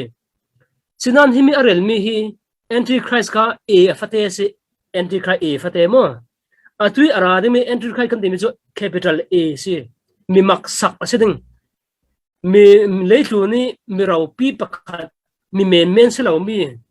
mi mak ngai pakhat tina ase chumi pa chu ara thleng thilo asina in antichrist mi John ara rel mi chu Jisu Christ ka pathian a city zum lo pol pathian daudal pol pathian duna ke nung lo mi Christian pol hu suam tu Christian zum na po jam rel lo pol kha antichrist polan se tu sunia Jisu Christ thu jam rel lo pol mo kha antichrist an se tu e fatate mo kha khan se ding kha are do na se khami kha antichrist a theng zau tia kan ru ding mi thila silo okay kan fe im wo ding em antichrist asmi bible bo kha kan min sin do se le thu phon tu te lo sim zo mi thu phon hlei thum na kha asiding team sorry thu phon paruk pakhati sin panina rang ataw tu ti mi kha antichrist pakhanna alang na si chun Thessalonica kwat ni pani pakhati sin leini la kha the man of lawlessness te mi chilole the man of sin te mi mithalaupa ante bezo la dong te mithalaupa khani ne ta ra lang ding te mi kha Paul khalin kha araksim chumi chu antichrist na sin namman chane rakse leula Thessalonica kwat ni na atum pi pani afate pakhati sin leini sunga rakserula chumi pai ara thlenna ding chu thrau thiang lem lak nu long ara thleng lai ding timit la kha asim fiam vem wa chun tu te Daniel sungan sian mi Daniel pakua kulvan ruk sunga khante ara lai ding mi boy pa ti me khamon the people of the prince ati the people ti mi kha chu ya se Roman Paul khasim du na se the prince ati mi ta kha antichrist na se ara thleng lai ding mi boy tia lai chun kha kan hu chumi kha antichrist na se chun adang ya sim lai tele chu o tu te ka rosim ve kan thu phon le tum pakhat pani na kha khami kha sarang tia men bun mi si chumi kha antichrist sim na se chuisin Daniel pasari pare sungi ki fatate tawding timi kha te tu te zuklo hui ki rai sin ki fate timi kha antichrist na kha thawse Daniel pasari pare ta siding chuisin Zechariah Hleikat afate Hleisrina ga khan the wordless shepherd ate santai lo mi to kill tu te be te santai lo mi to kill tu ti mi kha antichrist simna ase chumi pol kha antichrist simna bible te pol sin ne tala makan the du ase le te khami kha kan ya no salding okay yaronga antichrist sarang te bible in sarang ve kan alang tar ti mi kha kalo sim ta nge sarang ve ki alang na chu sarang ti mi chu minung ve asalo chu te nambu ko ding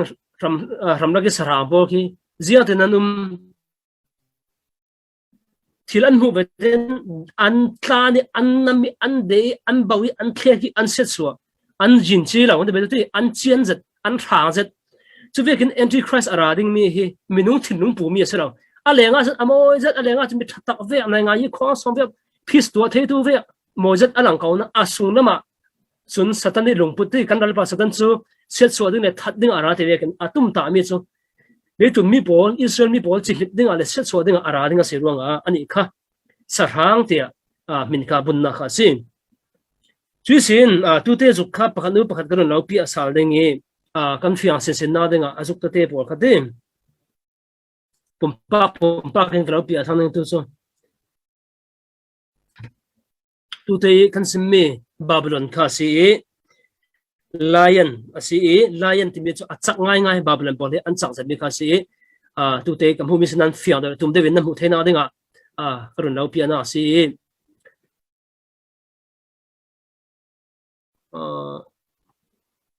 okay chun himi kha apan hi na khate medo persia si vom ti mi chu afung vom chu afung nan avun kai nga chenga chun het chu chau te an tlan thelo ram sa bo afung chu zo bang nan achak ngai chu medo persia si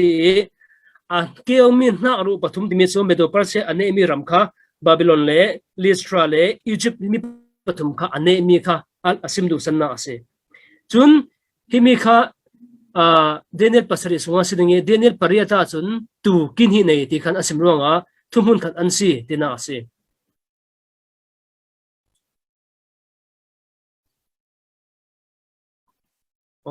ta ri lo mo ka hol pha ta pa yi chu sin himi tu te garik lo ti mi kha tawang ve asi garik chu aran dan te an hatun dan zawala Alexander the Great ki chak zia ki mo ama hai kum nau te si tawang ve ki zamrang tak mi si tha pali le ki himi pali te kalo sim pia ama hi mas be ka himi si aki kha tu te ya se vom tu kha aki ki himi ki kha atlong te hin mo aki te atlong e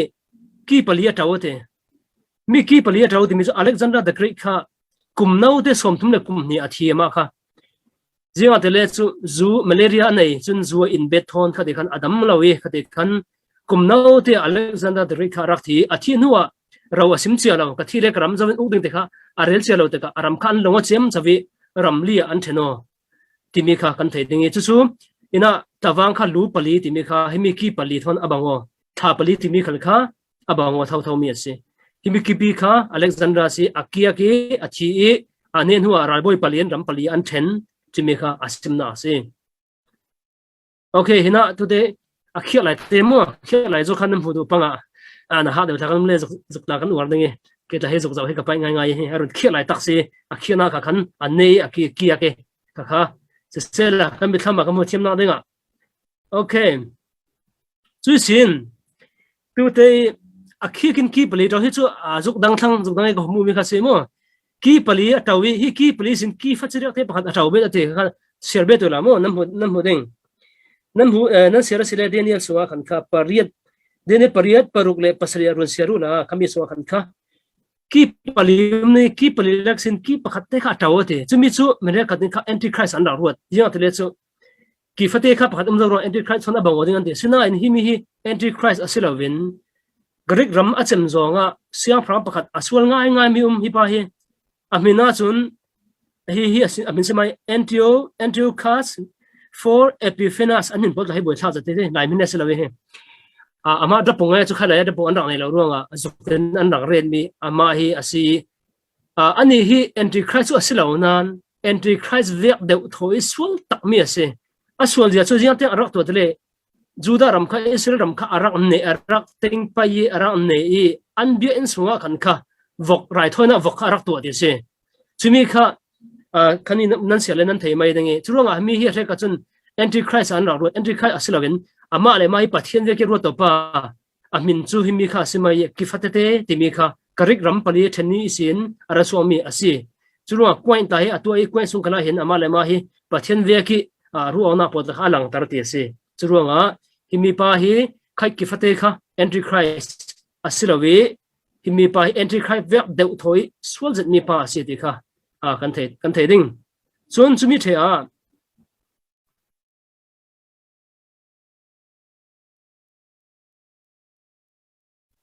okay himi ne te bi palin na ki mu mi sarang khate rom ase rom chu achanga ngai a har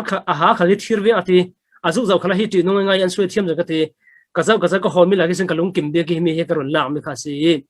ki parha nei ate pakhat pani pathum pali panga paruk pasri pariat pakwa parha ki parha nei himi ki parha kha ina hitong asir de kha zawla ki pathum kha thong ki fate pakhat kha akewi himi ki fate kha mit anai ate minung mit ve anai akiangi ki pathum kha anne I ama kha hong taw ate churonga hito ka tanga chun khat ni thum linga ruk sari te ki pathum kham lawi ama kha alaya na ading theng thi minung melve an suai adu sanna chu himi rom chauza rom uknak sani si khan ne talama ram parha vi mo ni mi ram parha sungi si khan antichrist kha araswa ding ti mu sangna ase chumi chu ziam bi zo bi yam bi ram sibing ti zom an zum an thei ri chu an thei ri lo na in an ro da na chun ziam city sele chu hi rom parha ti mi ram hi ala na kin Europe ram parha si poi ronga phoisen rak thom mi ram da kimi ram ra hen se coding anti asinan atura kimi ram ra no sun ram tampian be te ka asang thenon lo ante chun re ka di ro dan chun hi rom chauza romi empara sungi si ruanga rom mi zane kan re mo kan nu zana kan re le rom san la ya khan kha rcb na lama an fe ruanga phop kha phop lami si khan antichrist raswa ding se pe mo o ti ro na tlaw mi ama bal de tu sunia khami po le anjum tuk non lem lo tu lai anjum mi chu jang si te le chu nikhat nia hi rom tu da jut empara san sen lo chumo rom kha empara tham non lawi maram en ding the rom khi tu te zu kan zawi ne bu khan zari zu ka khan kha nan kan zau sal dengi hi na ke pani si chu sro chom ke pani si vekin an ram kha roman empire kha pani arak theno I himi kha arak theno ti ka e zathum le som kwa panga ro arak theno I adung nam de kha chu empara kha repian ding thelo an chem lo le amhalam empara kha chu rei pi kum thong lai anung rei bel lai chumi ram amhalam empara bo kha se boy su khi san lai rom por kan ti me kha mo himi amhalami pol de kha an se churuanga nikhania chun himi tang kha rung chem vi wo dingi ki parha ti me kha ti tu de sarangi ki parha kha minung ke jung ra parha ke nam lo mo te khalama zunga himi kha asi roman empire achem vi mo te ka nikhania hin roman empire churole roman empire umna chu europe ram si ruanga europe united states of europe te mi kha raswa le ding ti se europe ram mi ram parha siang prang parha chu president parha tu san tong tun ti himi pol kha an lu ru lai ding e na sat takin kha antichrist raswa na ding khan unspot ding antichrist kha ara chan the na ding khan lam jin sel sak tu ding e antichrist ton tang tlang ding mi president parha raswa le ding ti kha si khai to kyang mi ram pol kha kung pakhat kha chona se pe jam han ti cha kan thelo chumi kha sim du san na ase okay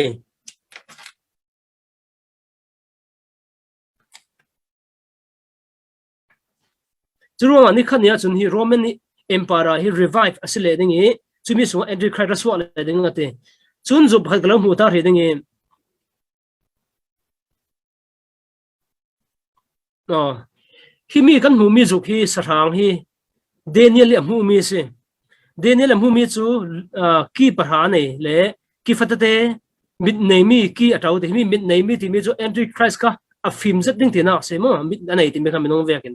hi Daniel am hu mi se chumi kha John in am hu ve te ka bangwa che che am hu mi kha si ko vun hol ta ding mo hi mi hi tu te Roman empire kha si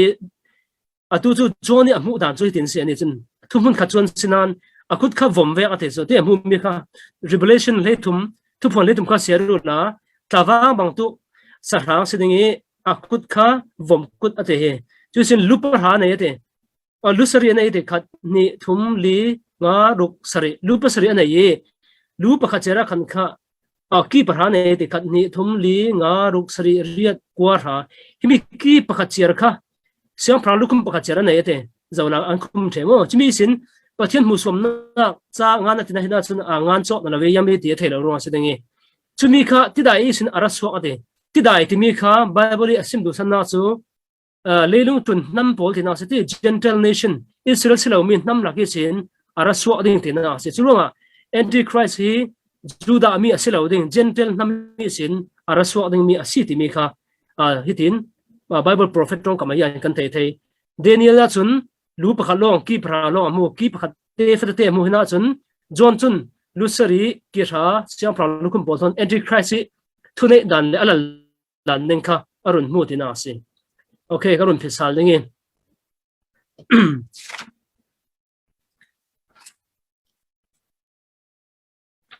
okay himi antichrist ka rat dan ning kha kan jaw ve mau dingi antichrist jiang mi si atu ading yatin augding timi kha kan theina dinga khan ka kanun sim ve mau dingi tu te kan hu min lupa hale ki pasiri kha kanun sin pia ta dingi te himi lupa ha timi kha tu te kalo ve ni khan ne ya Europe Brahma khan kha United States of Europe timi araswa le dingi khai tok ram mi president parha pol tina kha se chun kisari timi kha jiang city sele chu kisari timi hi siang prang pasari ati himi podu zo pol sele chu Israel pol rak dau dal ve ring tu empara pol ka simuna si ala lai si khale an rangai lo jate ma bal chu re kha chun khami keep lupasari timi kha rom yoma myoti yoma ram kha yoma myo kha ta pasari na kon longa khami simdu na siding adi sina in tu phon lesri na ka kan ser si le khami tang kha ya se siang prang pasari an city khala sim kingdom pasari ti kharel du na thata wasi chu boju jia pon city sele chu Egypt an sidingi Egypt thesin ron zo ta dingi mum Egypt asiding Israel pol dauring ring tu kha antichrist lung put nei ring tu ti antichrist on tumun ring mi kha Egypt polan se Israel pol dauring ne tu rakhem tu kha chun Assyria polan se panina kha patumna ka Babylon polan se palina ka Medo Persian se chu sin garik polan se paruna ka Rome se chun pasrina ka tui antichrist I ram Roman na meso ning chun chumi sin aparian nakki fate ti mi kha antichrist ukna asidingi ram pasrina ke sin aswa thau ding ate khami kha hleisri sungnan sele nam hothe ding churuanga kimi rampar ha le ki pasri timi adek be chu also kan mentioning sele chu antichrist araswa na ding rangi antichrist ka arak spot tu ding ram le nam pol le bia na pol kha ansi timi kan thei tu okay hito ka malte kun lo sim pia ta ding kan chan le hi fe chuar chawe ka kan thu le hi a he ro lo kan theng lai okay yang khalo le kan karun chang the to karun chong ding mo kimi antichrist si tu sun ni an pom dan hi zo si ding an zo si ti mi ruwa dan kha al hana chu glo ti khamo rc sin phop asin tian ro glo ti kha chun hi se Europe rami si khan pakhat khat siding tia an rak ruat asinan tu chan ne talam vi theologian pole an hu dana chun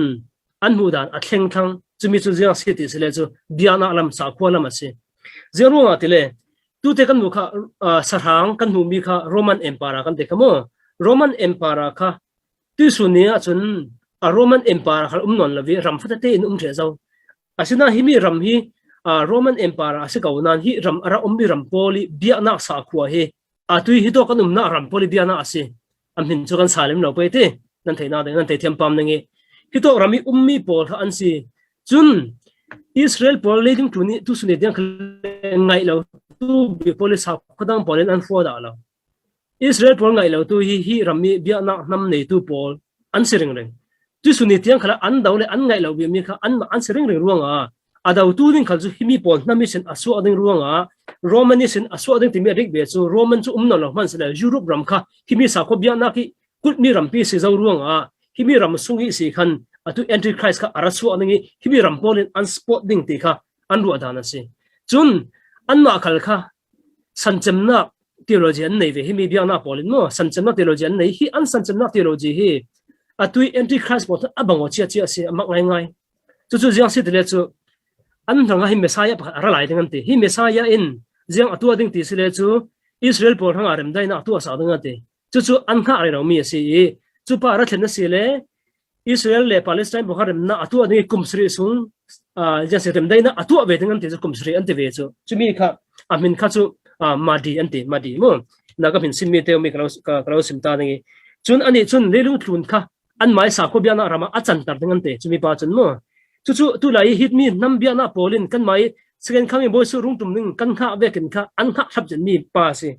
chumi pa chun le lu thuna nai ngan yi lu hu yi ba ta yi pol mo kha akom thu ding le lu tun ram mo kha adau vi vo ding amai rama chan tar ding kin tum ta ana anai ding ti se amai mena chun lamjin mu tu ti an kau ding ti se chu sin san mo moi boy bi ti tan an kau ding an ti an mai rong kamin chun Christian le to phanga sin Christian le Juda pol kha an mai nami lut ding asom ngate khami tika an lut du lo asile chu athat ding an lut pol kha chu angai thiam ngate kha za ulo atui antichrist kan rel mi kha hi biana pole an bo re ro ding an messiah thon kha abang chi ase chu ti ka hin amak ngai ngai mi chu himi pa in atu ding te chu alan dum akai ding te alan adum ti alan dum bon thei ko lo som ti kanu nai khala mi that po khan thei ko alan dum khai alan para an ngan ding mi chu punishment ti mi sitting te sin mo nun simna pathian zum lo pon nun simna te tha thi zone raga san mo khami kha sitting e denia sungkhla chan le dan kha athleng ne te vekin le lu tu ne dan pol mo kha tu la khala nan thei ko ding an mai biana dan tum pian nei mo ne ke ina chawza chingin chawza dan lenga an sa kho dan an nei lai an rama du le pa thu khala selama chawza dan long selven an mai biana sa kho dan tla kha zung an nei lai kha vekin le lu pum plo kha an mai dan vekin kha a fe ding e Jerusalem kha adau ding ane ding ate chin Jerusalem ma khan kha headquarter a thong ding ti se chu himi sunga khan kha lelu tum pol mo kha uk ding ti kha se te ka tu kan rel mi antichrist ara ding kan Christian pol antichrist kan ti mi le ani pole an messiah kha abang wa chi ase chu ronga chen tu lai theologian tam pi an zum mi chu Israel pol them tu ding thatu ding hi bilang se lawin himi biana sungi sin ase te yang ding ti kha an ro dan si chumi thenu thilmak to du pathuman te ani ra lai ding pathum mi ma tu chu pakhat na se chun apan hina kha Jesu Christ ra ding te so kan ma pon ha in himi biana pon Jesu Christ la he ara chalen zum son ama bal te chu Jesu athi athau salwana kai ti chon zum lo Jesu athi lo anung ching in wana akai lo chu sin arung tum sa ding e arung tum te ka tha chamna mun arung tum nge wal chungmi panhen ron thiar ding e boy su rung tum saleng atum te ka chun atui ma sa pa khate an messiah kha khami pa kyang atum nge khami pa en boy su khri kha tha cham hroi ding a fiel ding an te chun a fiel de ka khan kha boy su khrin ai ke ka tla lo ten khami ma se de pa kha a kian ding nang kha ka na kan ro pi de ating ate chun Jesu khri arung tum te ka khan jang atu ding te le chu Christian Paul mo kha a rem ding ate khani ta so ngai ngai zu kan ni mo boy su rung tum le in thue ding te lu ala fa ani chun Jesu arung tum te ka chun jang atu ding te le chu ama kha pathian I ara ro tu pol mo kha rem chu ding ate ama kha tu himi bia na sa khoi zer tu saya in arung tum ding ate chute ka ama zum lo pol mo pol kha a hlan ni in raw zum mi adik lo ke hi pathian ka selo pi nga chu pathian chu himi son si ti khan kha asim fia tu ding arong tum ngi chuti ga khan kha nasa takin an evangelist ka de bai chu de arong tuan nga de boy sukri kha cross mo kha bal thu nga te hi cross poli ka thi ngai la bi ya san ra sum chem cho te phan dir si tin cross mo set bal thu ding bian mo kha hau tar thu ding ti kha si chui si khan ja tu ding tele chu ne te bi ka chumi pol a the sile nu pi na ding e nu fa ne ding kha te atar ding a thi ding e atui an mai an prophet lu bi pa mo khami khan tianga an phum ding ti kha an pom na si chunga jisu ri tum sal ne kan ma lo se tha khomo ani bo khala an zum ve de khan nan the tu ama balte ani jisu an zum dale kan ni jisu kan zum dan kha abang ola chun apathum na ga chun atui kan mai anti christ kan te wi achim mi pakhat pathum na pa kha ra lai ngan te chu ba chu dajjal an te mina chui pa chun jia tu ding tele chu masai mi pani kha te an mai messiah le jisu khri kha khami pani kha athat ding an ram kha chu atum nang te chumi kha ani kha mang za thil tampi tu thei ve ding ti se churuanga himi kan zau tika jam ne kam ho thei ti se le chu himi nam poli anti an messiah kan ti mi kha kan ni christian poli ya se kan ni anti christ kan ti mi ani messiah ti mi kha bang thang chun ani jisu ti mi le false prophet ti mi kha bang o se churuanga kan zau tika atu anti christ araswa ding mi hi ke ta hi mi hi tu lai ka thilunga ine jati kapom ka zum ve janu atle lelu tuna israel pol daw tu ding pol hi atui kol bia na pol an daw na ding an ngai lo da la an han khwalan sani sin tu suni tiang khara an ngai lo na be chu himi pol ring ngan siruanga san chem na kala tu suni tiang khara an boi me chu himi ruanga siruanga gentle nam lagi sin himi sa khona lagi sin mi fit zet mi film zet pakhat asu ading ki fate te mom bit anai ate film ngai me rasu ading ama tina kha si chu an mai biana sa khwa I an theology thon te kan mai biana thon akai zia kha pathin mi pakhati sim mi kha kam hin sin dan kha kan lo sim sal me se jeng atele himi he thei tul mi thil te si ruang amo tha jale za khalong sa kan nei kan thule atam tuk lai ayan tin simo kan tu ading okay messiah I atu ading mi kha tu te kan devegen gaw so na ngai khong so ve asiding lelu tun kha tu te kan devegen ram khat veken yes world new world order anti lelu tun kha tu chu democracy ayan si chapati communist ba ni te kha udan tampim si mo lelu tun na si poi khala chimi committee si poi khala an tu adan pakhale abang lo kate katen thilafe sinan kimi pa ara thente ka chun kha bong sne temi jiang kim lelung pumpul kha ol ka tu athu ding a control tu ding churuanga number 1 atu ding mi chu israel le atui palestine ke rem dai na kha tu ding bang tu kan alang nang zelo de chu israel poli rin san ding ve kan kha taro ding chu tika israel polin chun messiah timi a an rut ding ti ase ya de chu an malam kha atan thang ding ro an ma du to tu ve alang ding ruanga an ya se boy su khre chu messiah an rut lo na chu an sul na kha sim lung de ka an zum thelo chu mo hi pa chu ya si dut tak ve kan amma du dot tak ve kan aruna ding ruanga khan an mai ta ve o hi chu kan messiah nga si in tan tu si tu mi thon boy khale mo an malam atangin kha de ve kan atan le lo ding ruanga an zum ding chun tu te kan de ve kin ama hi ale lama chu mi tha sina in satani lungput nei tu se jisu khri kha pathian asi minung arung chang kan thei gauti ani satan chu mi sunga luti minunga vekin jisu khri vekan aswak thelo nan a lungput mo kha eden dumi ya se satan ni ara lut satanin eden duma luti minung swala atlu tare atum ta ve ki thinu ani mi thinu kha hi lucifer ne na kha om ring ning ruanga se chu den kha atum ring ning ti se lelu israel mi po kha achi an hi the la lo a set the lan lo an pathin bena bol chem the lan lo kha atum ta ding ti se chu adungi ummi asumi ummi kan ni kan sunga khri anung kan ne ba do ken antichrist sunga jun satan anung te na se satani palai dik tak asi te na se chun himi in zia atu ading te sele chu prophet dew anei ding khami kha azuk te kalau pia la la ding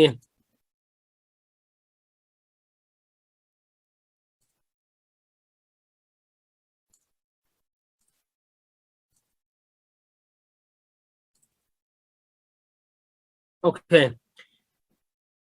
thu phuan hlei thum hlei khati sen hlei sri nan sial le nam boding thu phuan hlei thum hlei khatin hlei sri kha thu phuan hlei thum pakhati sen parha tiang kha chu anti christ se khami sarang kamo chun hlei khana kan serula sarang dang pakhata pot la la te ding kha hena hin các run share ta trên cầu đây nghe kan thei pheng thei na denga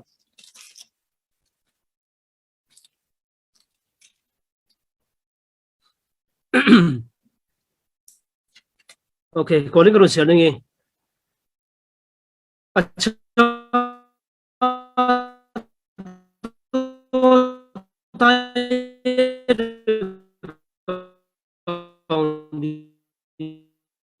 tôi từng nghe ni tôi từng nghe ý cho là thì cũng ngam ý ate sarhang bak tui sarhang khat chu ate ti bi thon tum sila ven leilung pare se arasu ate ama chu tu abang ate tu abang hi asina in atong le kha yasi rul hem vekin naga vekin dragon vekin atong ate churunga himi hi metam pin kha entry christ thau thawa an la ruat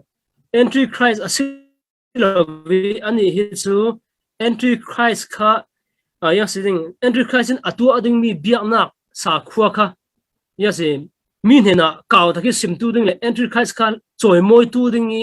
anya le yung de pe te arin san je mi prophet sual de mi false prophet de mi kha sideng chumi pa in atu ading mi por kha kan zo ding bo ding e jiang te tu ading te le chu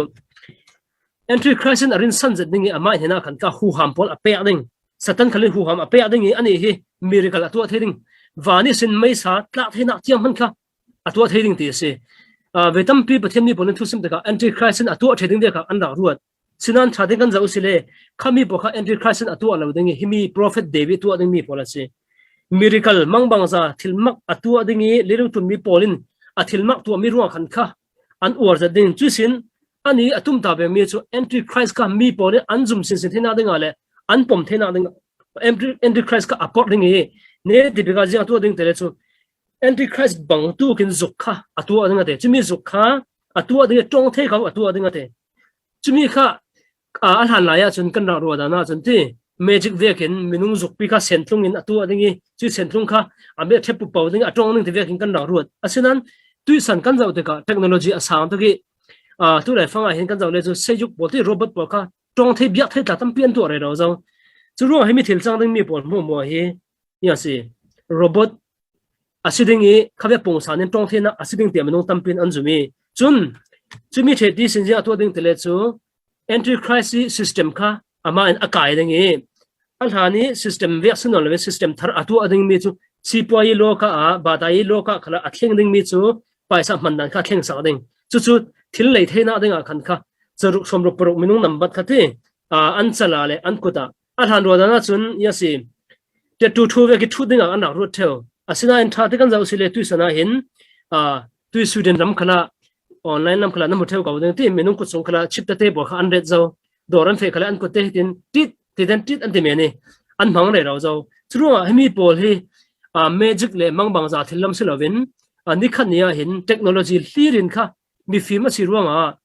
technology hlirin kha acha wa ding ti mi kha kan thei thei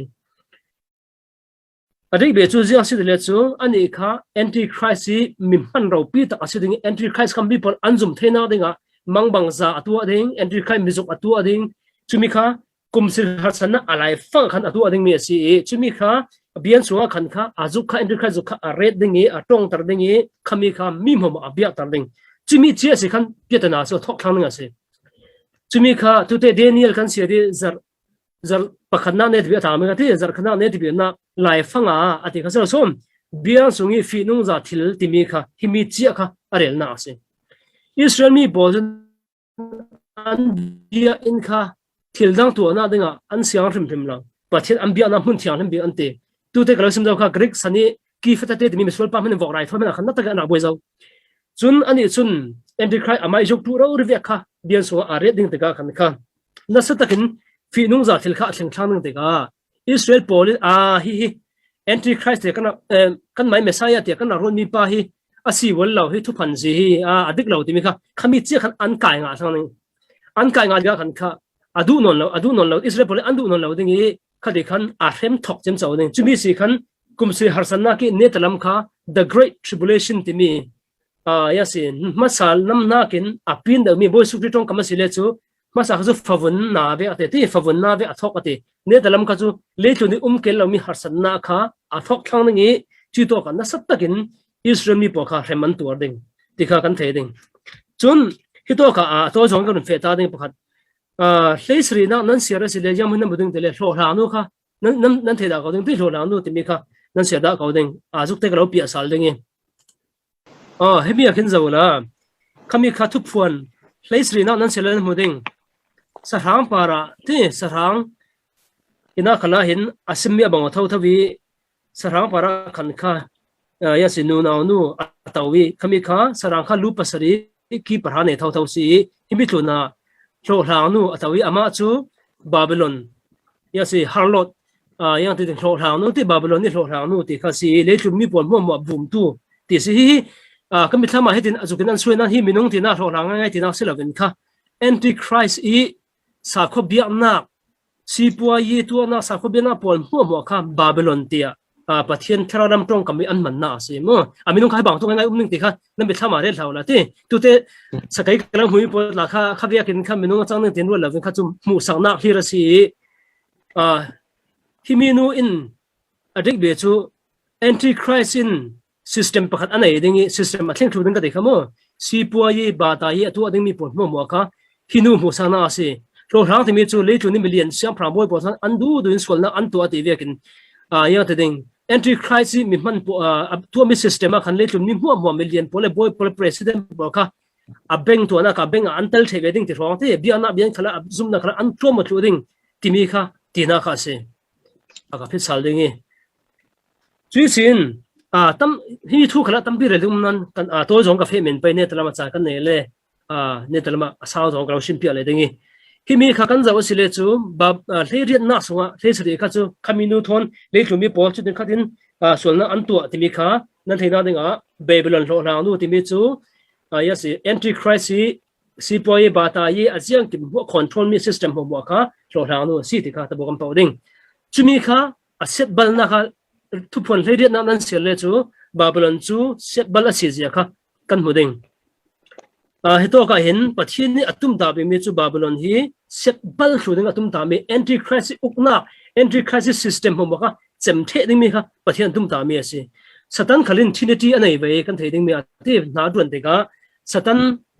ama kha dragon na te bible in thu phon in dragon rule thang ate panina ka khan kha antichrist ase pathumna ka khan kha false prophet an pathumi unholy trinity ante theology tong ente athiang hena mi trinity satan lam trinity an se ve dragon ama satan lori dragon le antichrist le rule thang mi pathum hian si ding e chimi pol chun system pakhat an nei ding e chu system min chu babylon lo hlang nu ti min si ding e chumi lo hlang nu kha tu te kalau simi zaruk le som ro kha false prophet in aswa ding si poi kha atharin atua zoding te ka kan lo hlang nu kha babylon ni system kha atun lo ding khami lo hlang nu kha an that ding ate bible so ate yes antichrist le khami sarang pani na khan kha lo hlang nu kha an that ding timi chu antichrist kha min anga na ding tha khan kha khami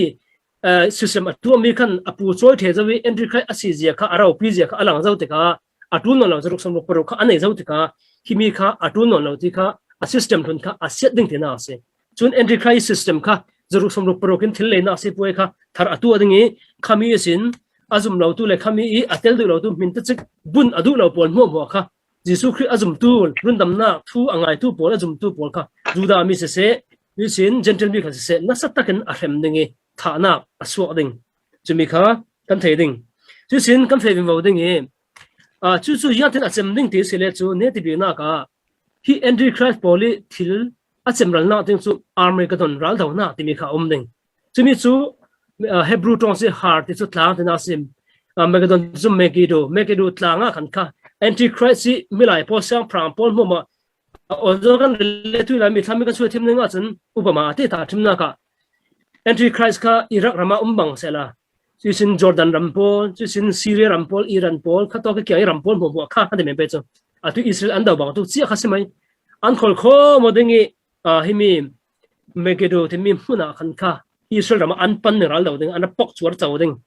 chumi lana to turot phot la kham na kha chu kan rel man lo ding te abang o the chu tika anra ding jerusalem anra thlang ding e ya se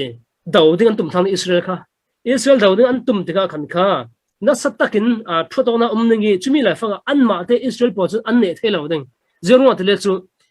antichrist kha arau pi to achak to ami pi le dung tum ni mo kha ama lama an tang the tika ani men chun pakhat ane thelo ding ruanga yang ding tele chu khami zona khan second coming kha arung thenna ding ase boy su khri arung tum te ka ma sa tum la ya chun tu fanau ve ten arung tum ti tu fanau ve ten atumi mi andak that sinan second coming arung tum te ka chun amina mi thelo mi ama lo thei mi min ninga te chun boy moi boy bi siam pram mo la ki siam pram bi te me khati min ngan ningi khami thot arung tum ningi khati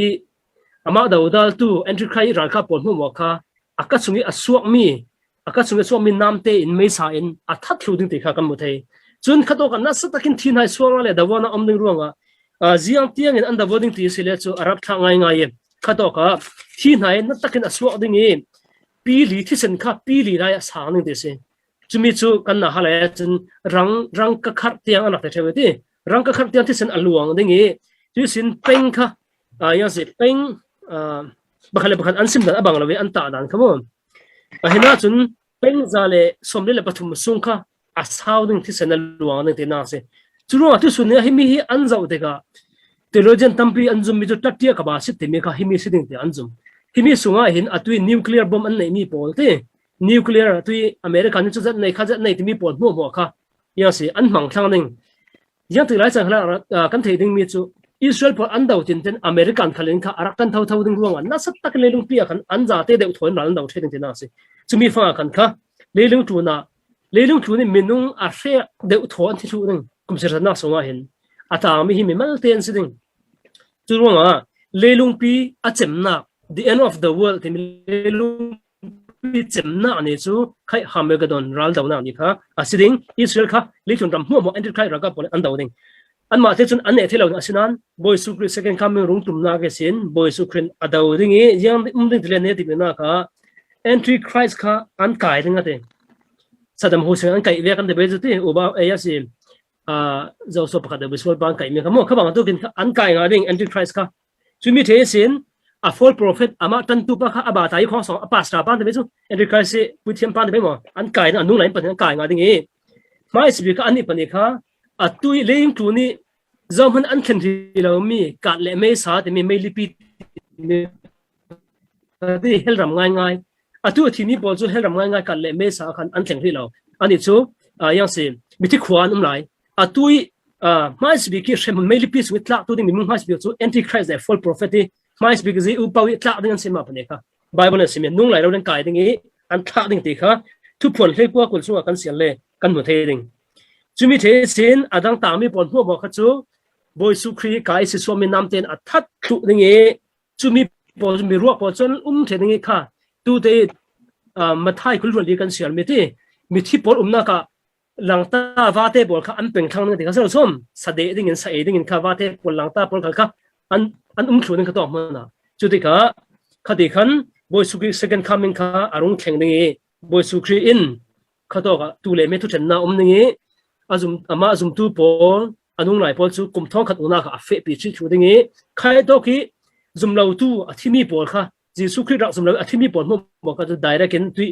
helama antlak lu we ding chun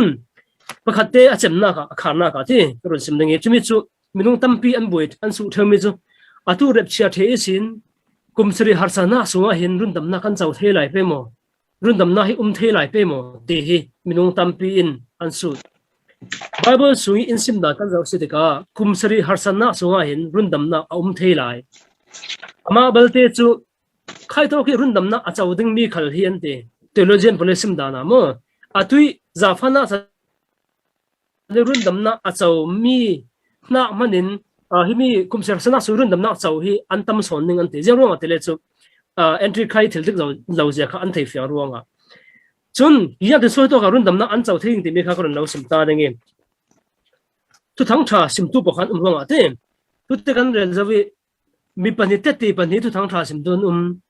chumin pani na ka jam tele chu ta teng li tang li thong Israel pol thang tha sim tu ding an chui sin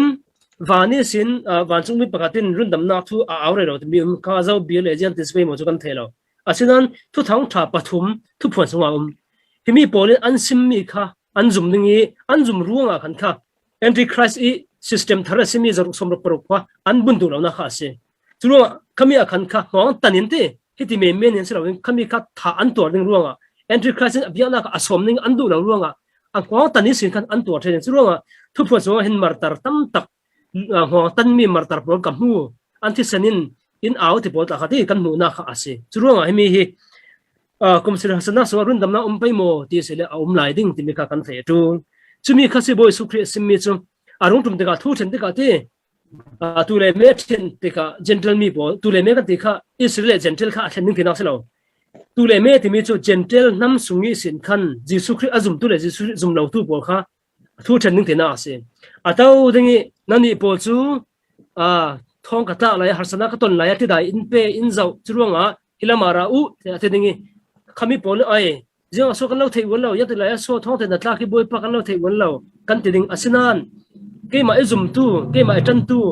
mi pol nan tan de mi le nan tu sak mi te dai te nan pe khal kha ke ma zum mi ka lo rut ati khami ka gentle mi pol